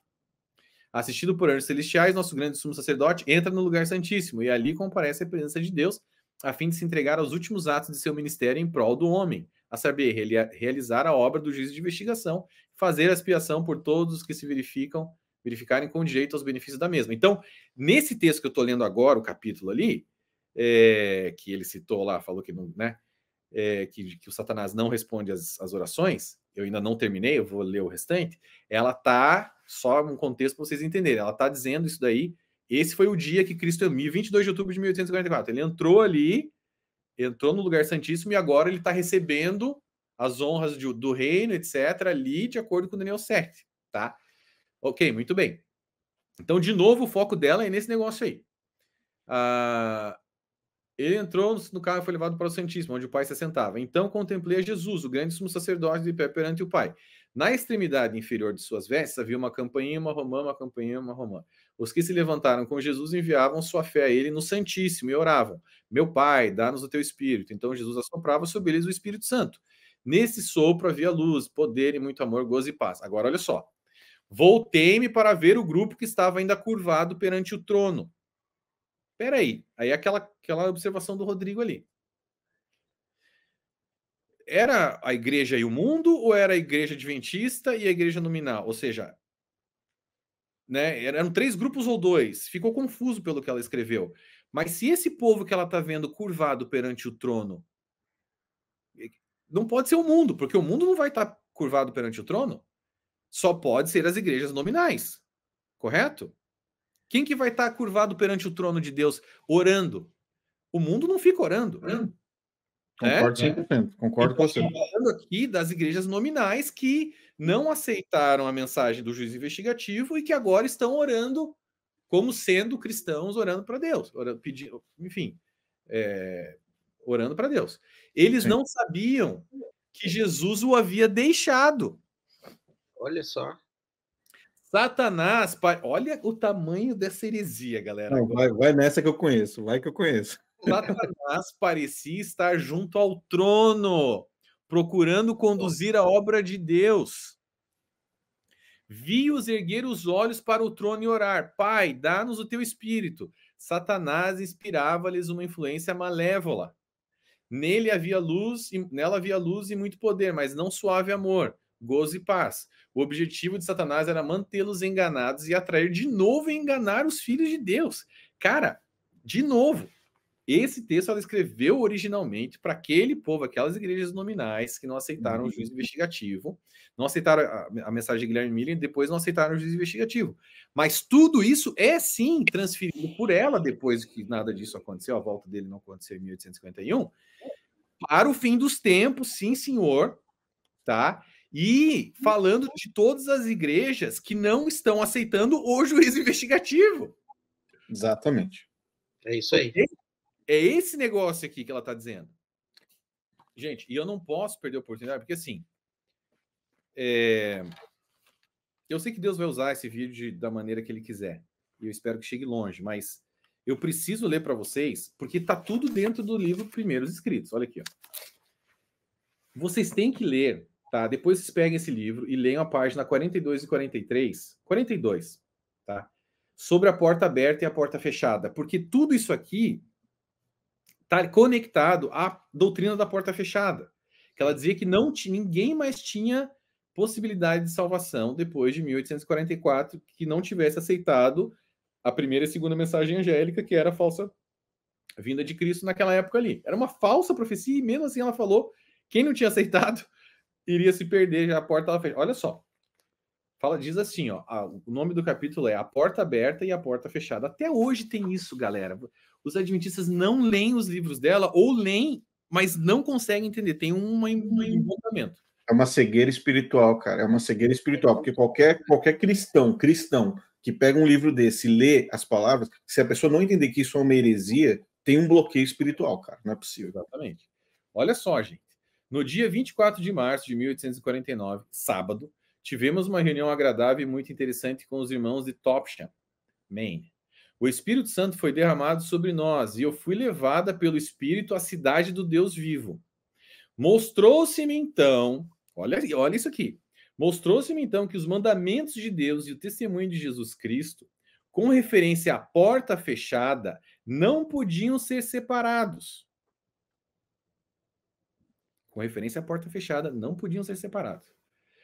E que o tempo para os mandamentos de Deus brilharem em toda a sua importância e para o povo de Deus ser provado sobre a verdade do sábado seria quando a porta fosse aberta no lugar santíssimo do santuário celestial, onde está a arca que contém os 10 mandamentos.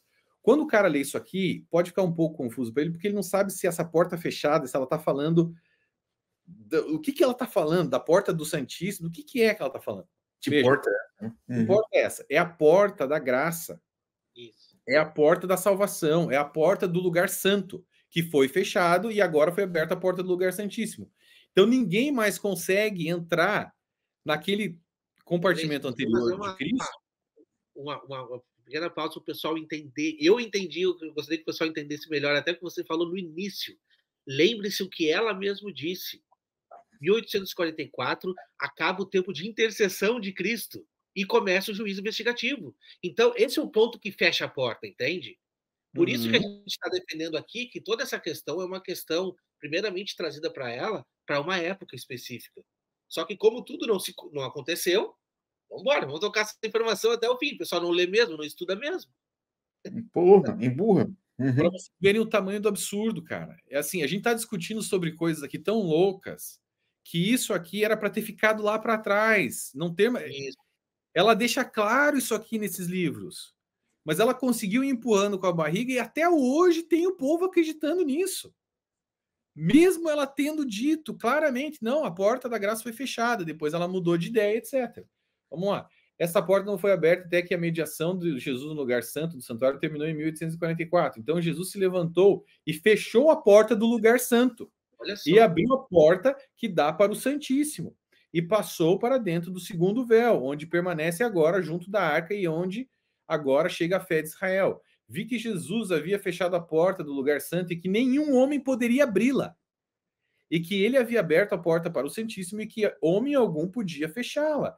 E que uma vez que Jesus abrir a porta para o Santíssimo, onde está a arca, os mandamentos têm estado a brilhar para o povo de Deus. E eles estão sendo testados sobre a questão do sábado. Não tem para onde correr, gente.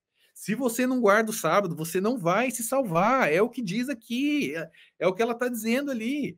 Que essa porta para o lugar santíssimo foi aberta e agora o povo de Deus está sendo testado sobre a realidade do sábado. Vocês estão entendendo, gente? Então, todo esse contexto, é preciso que vocês entendam que é complexo, porque toda essa... O evangelho não é complexo, assim, é simples. Você está entendendo? Eles formaram uma bagunça tão difícil que nem eles entendem, nem... Como o Rodrigo falou, talvez, né? Talvez nem o próprio Rodrigo Silva entenda essas porcarias, porque é uma bagunça. Olha o que a igreja diz, a igreja adventista diz oficialmente sobre as outras igrejas evangélicas. Isso aqui não é coisa que a igreja... alguém pode falar, mas a igreja adventista mudou, foi do ano passado para cá. Não. Eu vou dar uma declaração para vocês, a política 75, adotada pelo Comitê Executivo da Conferência Geral dos Adventistas do Sétimo Dia, de 1926. Nem eu nem você estávamos nascidos. E nesse comitê foi colocado oficialmente o seguinte, isso não foi mudado até hoje. Os adventistas do sétimo dia reconhecem as organizações que elevam a Cristo perante os homens como parte do plano divino para a evangelização do mundo e mantêm em alta estima os cristãos e cristãs de outras comunhões que estão empenhados em conquistar almas para Cristo. Ou seja, a igreja adventista reconhece que o pastor batista, presbiteriano, wesleyano, metodista, eles estão cumprindo o plano de Cristo, de Mateus 24:14. É posição oficial da igreja adventista. Ok, então vamos lá. Ele pegou aí, pessoal, é o seguinte, a gente vai ler a posição oficial da igreja adventista sobre isso, mas ele pegou, mais uma vez, ele pega tipo um ponto obscuro lá de 1915, sei lá, muito antigo, que está lá perdido, os adventistas nem conhecem esse negócio aí, tá? A maioria nem conhece o que ele falou ali, porque não está hoje na política e nas crenças fundamentais da igreja, não aparece isso que ele falou. Vamos ler o que Ellen White disse e vamos ler depois qual é a crença fundamental da igreja de número 13, tá? Vamos ler primeiro o que Ellen White disse a respeito de outras igrejas. Tem muitos mais textos, mas né, eu estou tentando resumir ao máximo e já está ficando bem longo aqui. Assim, a distinção é feita entre o leal e o desleal. Aqueles que desejam ter o selo de Deus em suas testas devem guardar o sábado do quarto mandamento. Assim, eles se distinguem dos desleais, que aceitaram uma instituição feita pelo homem em lugar do verdadeiro sábado. A observância do dia de descanso de Deus é uma marca de distinção entre aquele que serve a Deus e aquele que não serve. Você não está guardando o sábado, evangelho, então você não está servindo a Deus, é o que ela está dizendo aqui. Tá? Review and Herald, 23 de abril de 1901. Vamos para outro. Está aí no Spirit of Prophecy, volume 4, página 425. O clero empregará, Ellen White, o clero empregará esforços quase sobre-humanos para excluir a luz, receoso de que ilumine seus rebanhos. Por todos os meios ao seu alcance, esforçar-se-á por evitar todo o estudo desses assuntos vitais. A igreja apelará para o braço forte do poder civil, e nesta obra unir-se-ão romanistas e protestantes. Ao tornar-se o movimento em prol da imposição do domingo mais audaz e decidido, invocar-se-á a lei contra os observadores dos mandamentos. Será que eles olham, de fato, os irmãos, os evangélicos, como gente boa, pessoal bacana? Se eles vão invocar uma lei contra os observadores... Quem vai invocar? Os romanistas e os protestantes. Protestante você coloca evangélico, mesma coisa. Será que eles veem você, amigo evangélico, dessa forma que o Rodrigo Silva está dizendo aí? Vamos continuar. No último conflito, isso está em Spirit of Prophecy, volume 4, página 444. No último conflito, o sábado será o ponto especial de controvérsia em toda a cristandade. Governantes seculares e líderes religiosos se unirão para fazer cumprir a observância do domingo. E conforme as medidas mais brandas falham, as leis mais opressivas serão promulgadas. Será recomendado que os poucos que se opõem a uma instituição da igreja e a uma lei do país que não sejam tolerados, e um decreto será finalmente emitido denunciando-os como merecedores da punição mais severa e dando liberdade ao povo, depois de um certo tempo, para matá-los. Querido, amigo evangélico, você vai matar os adventistas segundo eles. Eles veem você dessa forma aí. Ou você se une a eles, ou você vai estar do outro lado e vai querer matar eles. É isso que eles pensam de você. Bora para outra. Quando as principais igrejas dos Estados Unidos, de novo Ellen White, Eventos Finais, página 100.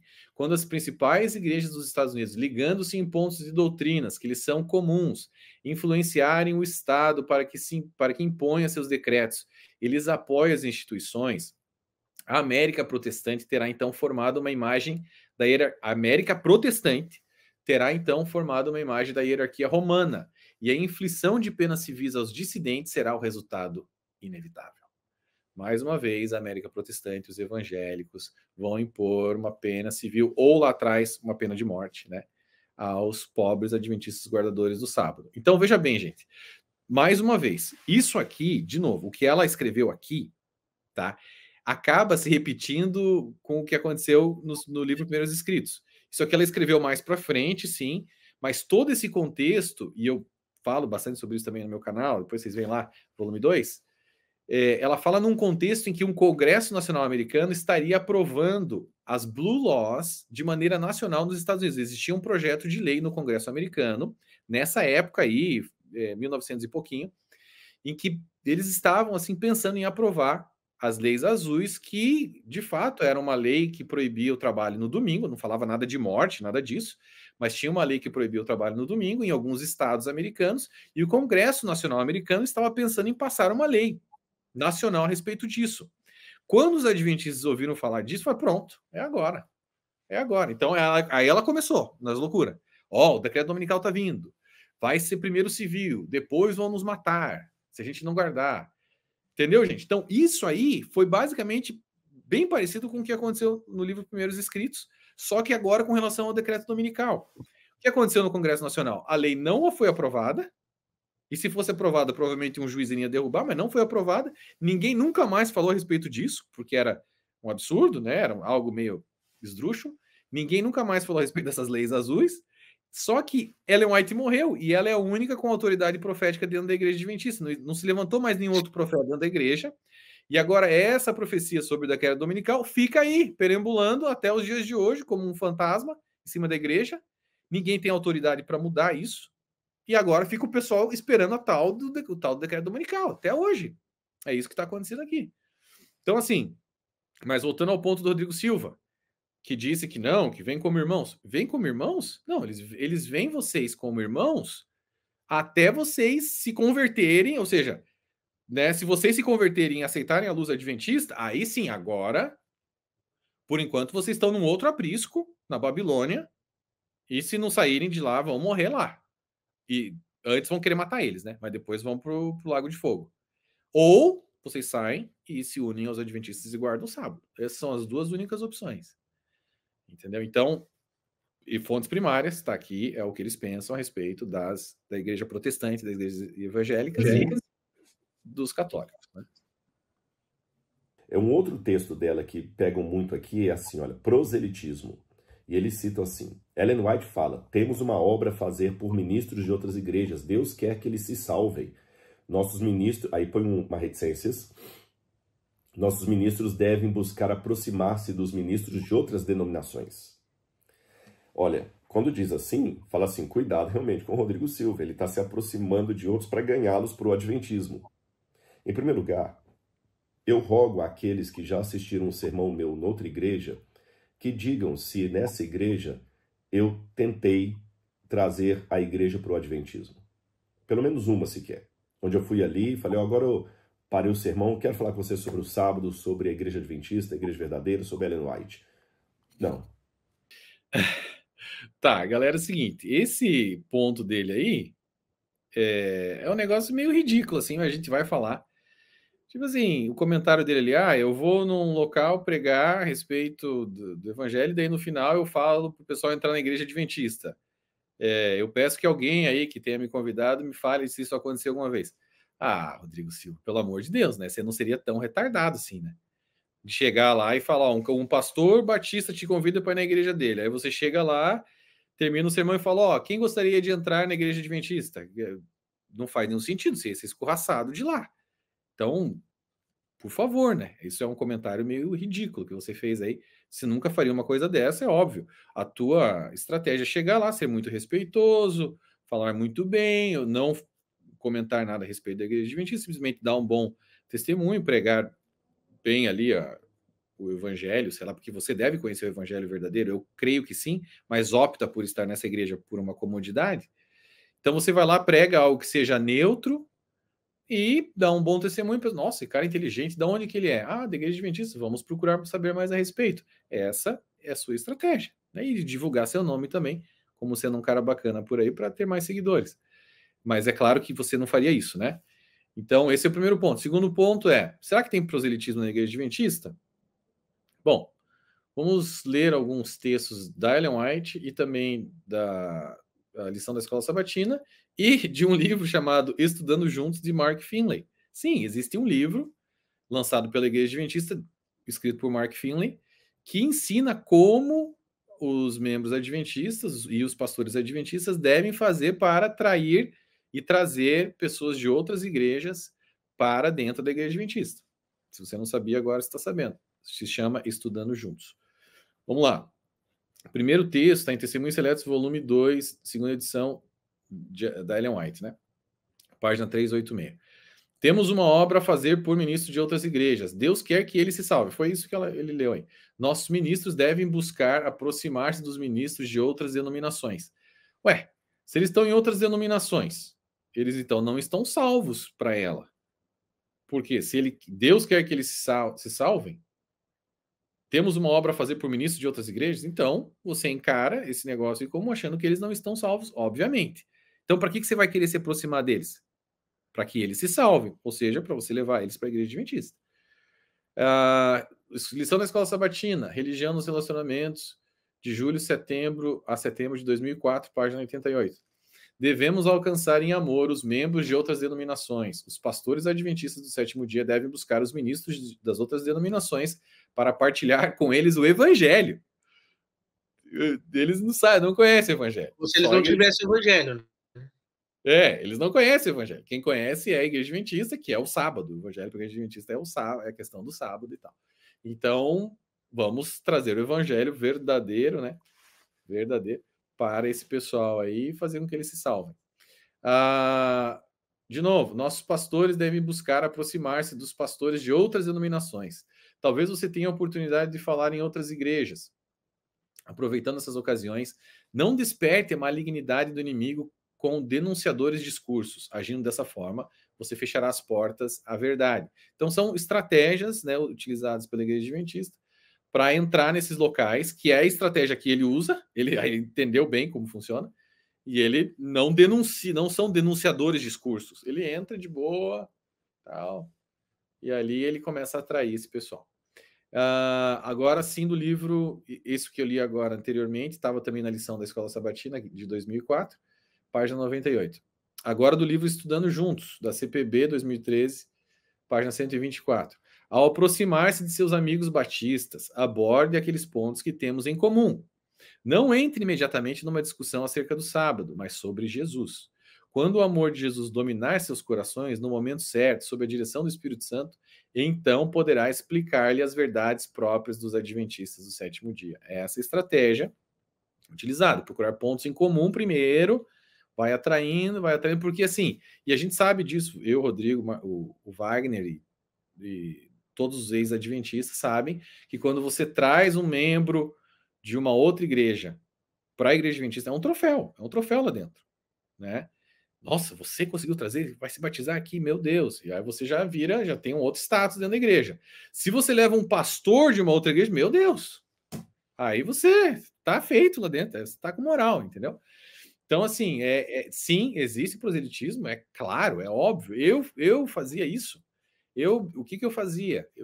Através aqui da Igreja Adventista local minha, nós tínhamos missões aqui para distribuir o livro grande, A Grande Esperança, né? Que é o Grande Conflito resumido, na vizinhança toda. Era para pegar todo mundo, era tipo em blocos. A gente ia em multidão, assim, ó, todo mundo da igreja saía distribuindo, pendurava na portinha dos apartamentos, das casas, com um presentinho, com um negócio ali dentro. Às vezes deixava um protein bar, alguma coisinha ali junto, para o cara ter também de presente, mais o livro, para ele não jogar fora, entendeu? E aí a gente ia, o que a gente chamava de evangelismo, proselitismo, né? E claro, tínhamos estratégias também para atrair membros de outras igrejas lá dentro, mostrando ali, a princípio, coisas em comum, e depois a questão do sábado. Quando mostrava o sábado, o cara, opa, peraí, é verdade. Aí ali você atrai. Eu levei muita gente para a igreja adventista daqui, cara. Vocês também com certeza levaram. Então, assim, não é verdade o que ele está falando mais uma vez, tá? Sim, existe proselitismo descarado na igreja adventista. Isso é óbvio e é uma das formas de crescimento deles, pescar no aquário de outras igrejas ali. Eu só queria que o pessoal, então, meditasse nisso e tentasse, assim... Eu sei que é difícil, mas tentar ver a coisa como ela é, entendeu? Tipo assim, por que... Vamos parar para pensar, nós somos seres pensantes, tá? Por que o Rodrigo Silva fez esse vídeo? Por quê? Qual que é a intenção dele, gente? Será que ele não sabe? Será que ele não sabe das doutrinas adventistas? É aquela pergunta que eu fiz inicial. Ele está fazendo por ser um cara desonesto, ou ele está sendo guiado por um espírito, né, que está deixando a visão dele nebulosa, ele não está enxergando. O que está acontecendo aqui? Nós mostramos fatos, fontes primárias, né, adventista, comprovando que ele mentiu no vídeo dele. Claramente, está claro, ok? Então vocês têm que parar para pensar agora o porquê que ele fez esse vídeo. E outra coisa, quem é esse cara? Qual é a real caráter dele? Qual é as reais intenções dele? Quando você vê ele no Flow, vendo Inteligência Limitada, aquele cara bacana, super inteligente, tal, ele é tudo isso. Ele se apresenta dessa forma, né? Super inteligente, bacana, lá, o pessoal é gente boa. Mas quando você vê esse vídeo dele aí, e a gente mostra o outro lado aqui, você tem que parar para pensar. Peraí, esse cara tá numa seita, e ele tá divulgando a seita dele como se não fosse uma seita. Né? Essa é a realidade da coisa. Sim. Então, assim, cuidado quando você for ouvir esse cara, tá? Ah, mas ele tem estudos arqueológicos maravilhosos. Tá bom, filtra então. Vê as coisas arqueológicas, mas cuidado, porque tem outras coisas que ele vai jogando aos poucos ali. Eu já vi várias entrevistas dele na Inteligência Limitada no Flow, em que ele joga coisa da igreja adventista. Esse cara também vai, eu sou da igreja adventista mesmo, tal, não sei o quê. Então ele vai plugando, sim, a igreja adventista ali, ele vai plantando a sementinha, e você, amigo, que não está preparado, que não tem, pouca gente tem esse conhecimento que a gente trouxe aqui, é difícil ter. Você tem que ter anos de igreja, você tem que ter muito estudo a respeito disso. Então a gente está te dando essas armas aqui para você ver o que é que está acontecendo aí, tá? E assim, você decide, né? Depois de ver tudo isso aí, você decide quem é, né, verdadeiramente o Rodrigo Silva e por que ele está dizendo essas coisas aí. Sim. No canal dele. Ele é o seu Salvador e que deu evidências do seu amor por você ao dar a própria vida preciosa a fim de que você fosse salva?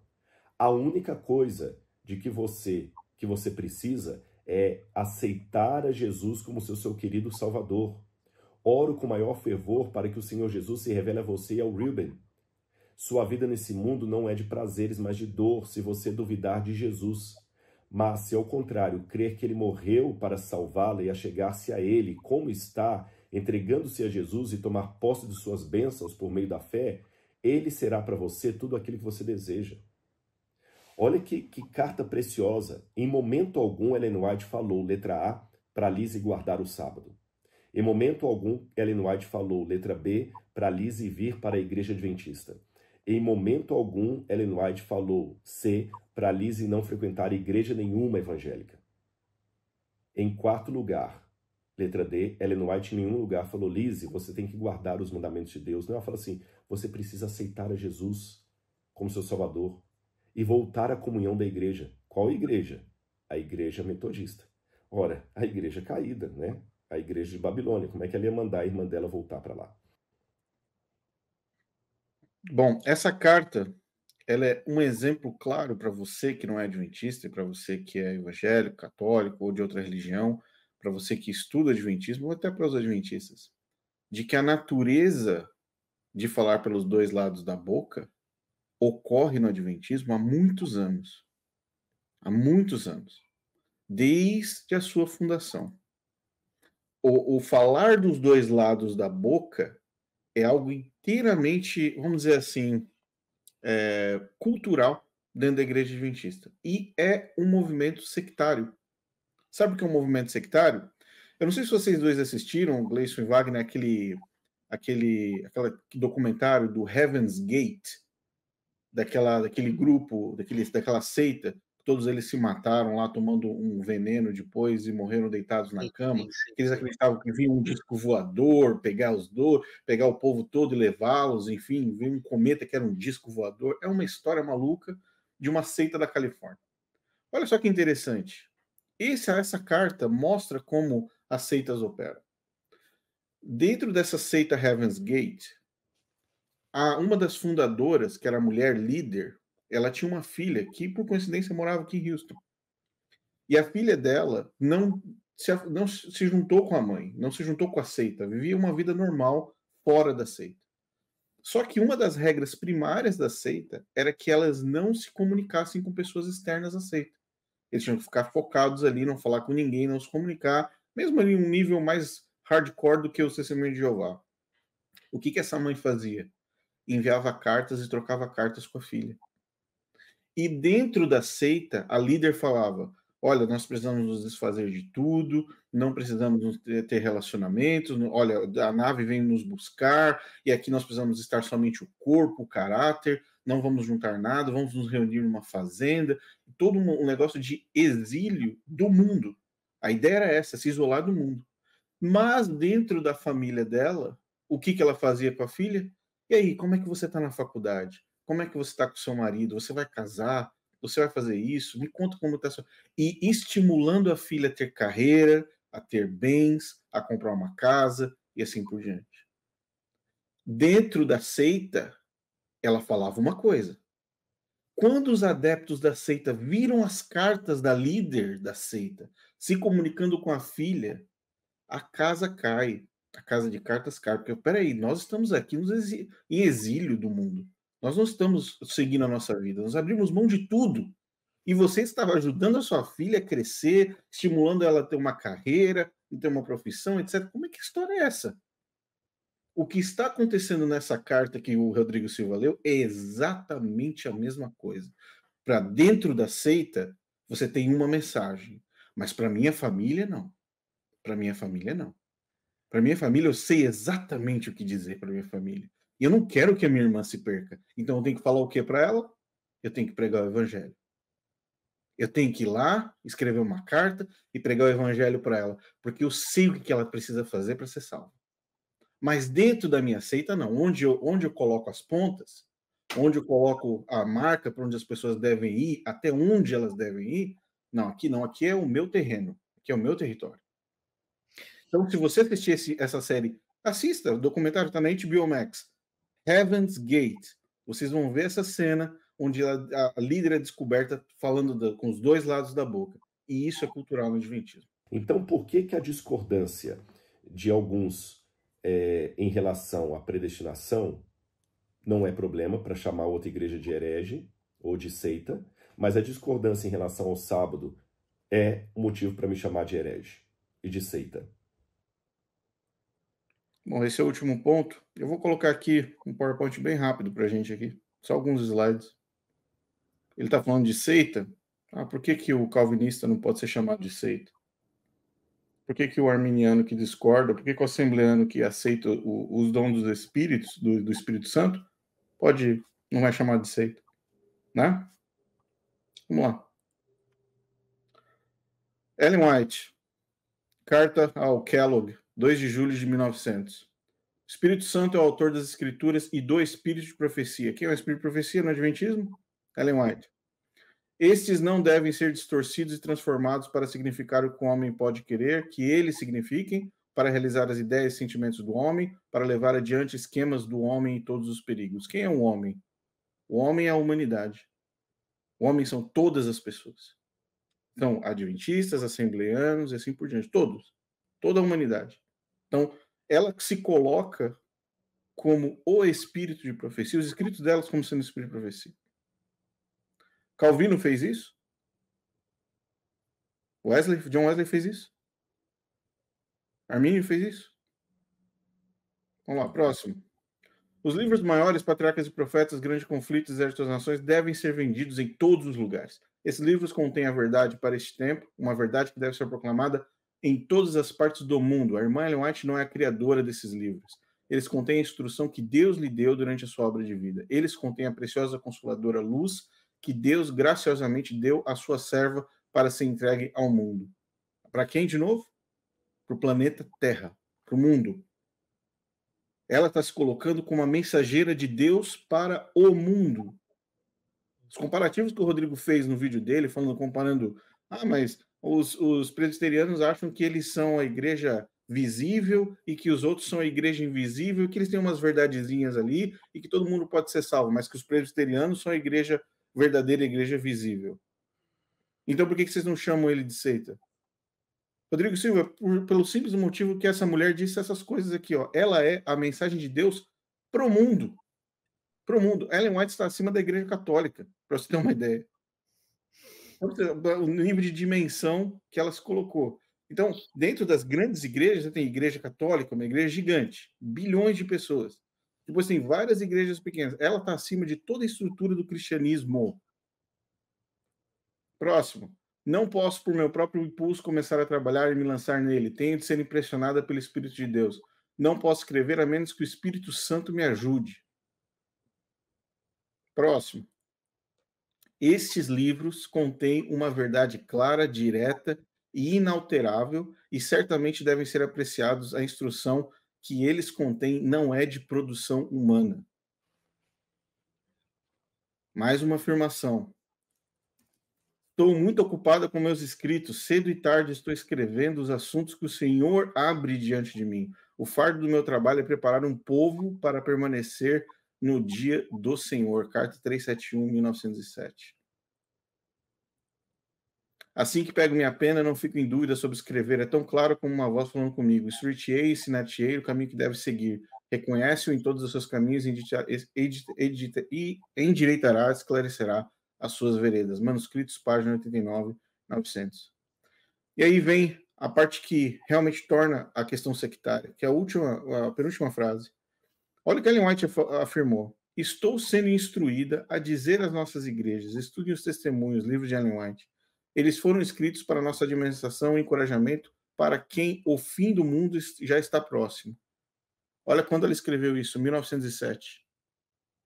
Se o povo de Deus não estudar essas mensagens que lhes são enviadas desde tempo em tempo, eles serão culpados de rejeitar a luz. Meu Deus. Linha após linha, preceito após preceito, um pouco aqui, um pouco ali, Deus está enviando instruções ao seu povo. Prestem atenção às instruções e sigam a luz. E olha essa última. Instrução preciosa foi dada ao nosso povo nos livros que fui encarregado de escrever. Quantos leem e estudam esses livros?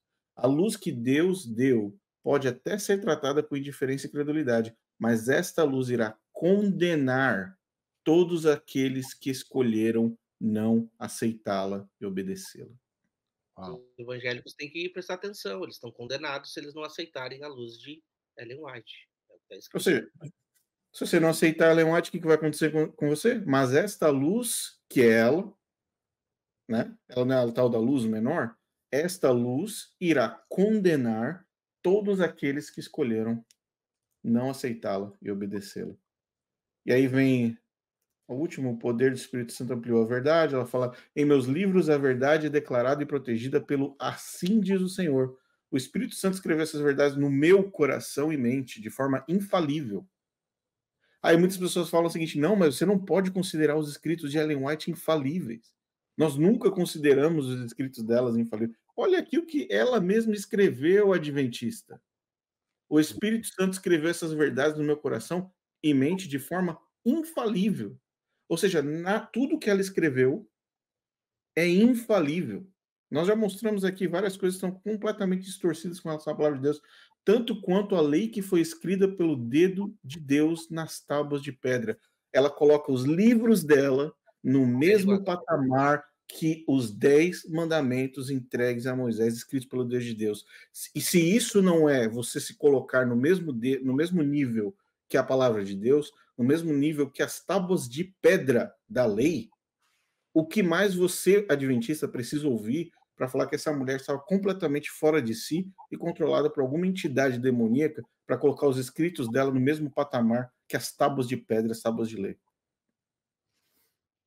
É só você ser uma pessoa que consegue ouvir, que consegue entender sinais, que consegue ler braille, que consegue ler um texto, para você conseguir perceber que essa mulher foi usada pelo inimigo para construir as piores doutrinas que o cristianismo já viu nos últimos 200 anos. Está aqui. Agora, por que vocês são chamados de seita? Por que vocês são chamados de seita? Olha esse absurdo aqui. Me fala quando foi que qualquer outro líder ou referência literária das outras igrejas se colocou 10% perto do que essa mulher acabou de dizer. Me fala qualquer pessoa que disser essa mesma frase que está na sua tela agora e aplicar isso, escrever embaixo Calvino, me fala que como um presbiteriano vai reagir se ele ouvir isso. Agora, se você fala isso e diz que foi Ellen White, um adventista, ele vai comprar um tiro de 12, vai estourar os fogos, vai chamar a galera para um almoço e falar isso mesmo, é mensageira do Senhor. Ah, meu. Rodrigo Silva, como diz o nosso querido que se foi, Dale Rasleff, no adventismo só tem 2 grupos, os enganadores e os enganados. Só tem 2 grupos. Ou você é enganado, não sabe, está sendo enganado por muito tempo, está perdido, e existem muitas pessoas assim, milhões de pessoas assim, ou você é um enganador. A Adventista Sétimo Dia, a Organização Adventista Sétimo Dia, é um movimento pseudo-cristão sectário por conta de Ellen Gold White. Valeu, cara, valeu. Valeu, pessoal. Obrigado aí, obrigado pela força. Cada um de vocês. Tchau, pessoal, até a próxima. Valeu. Até mais.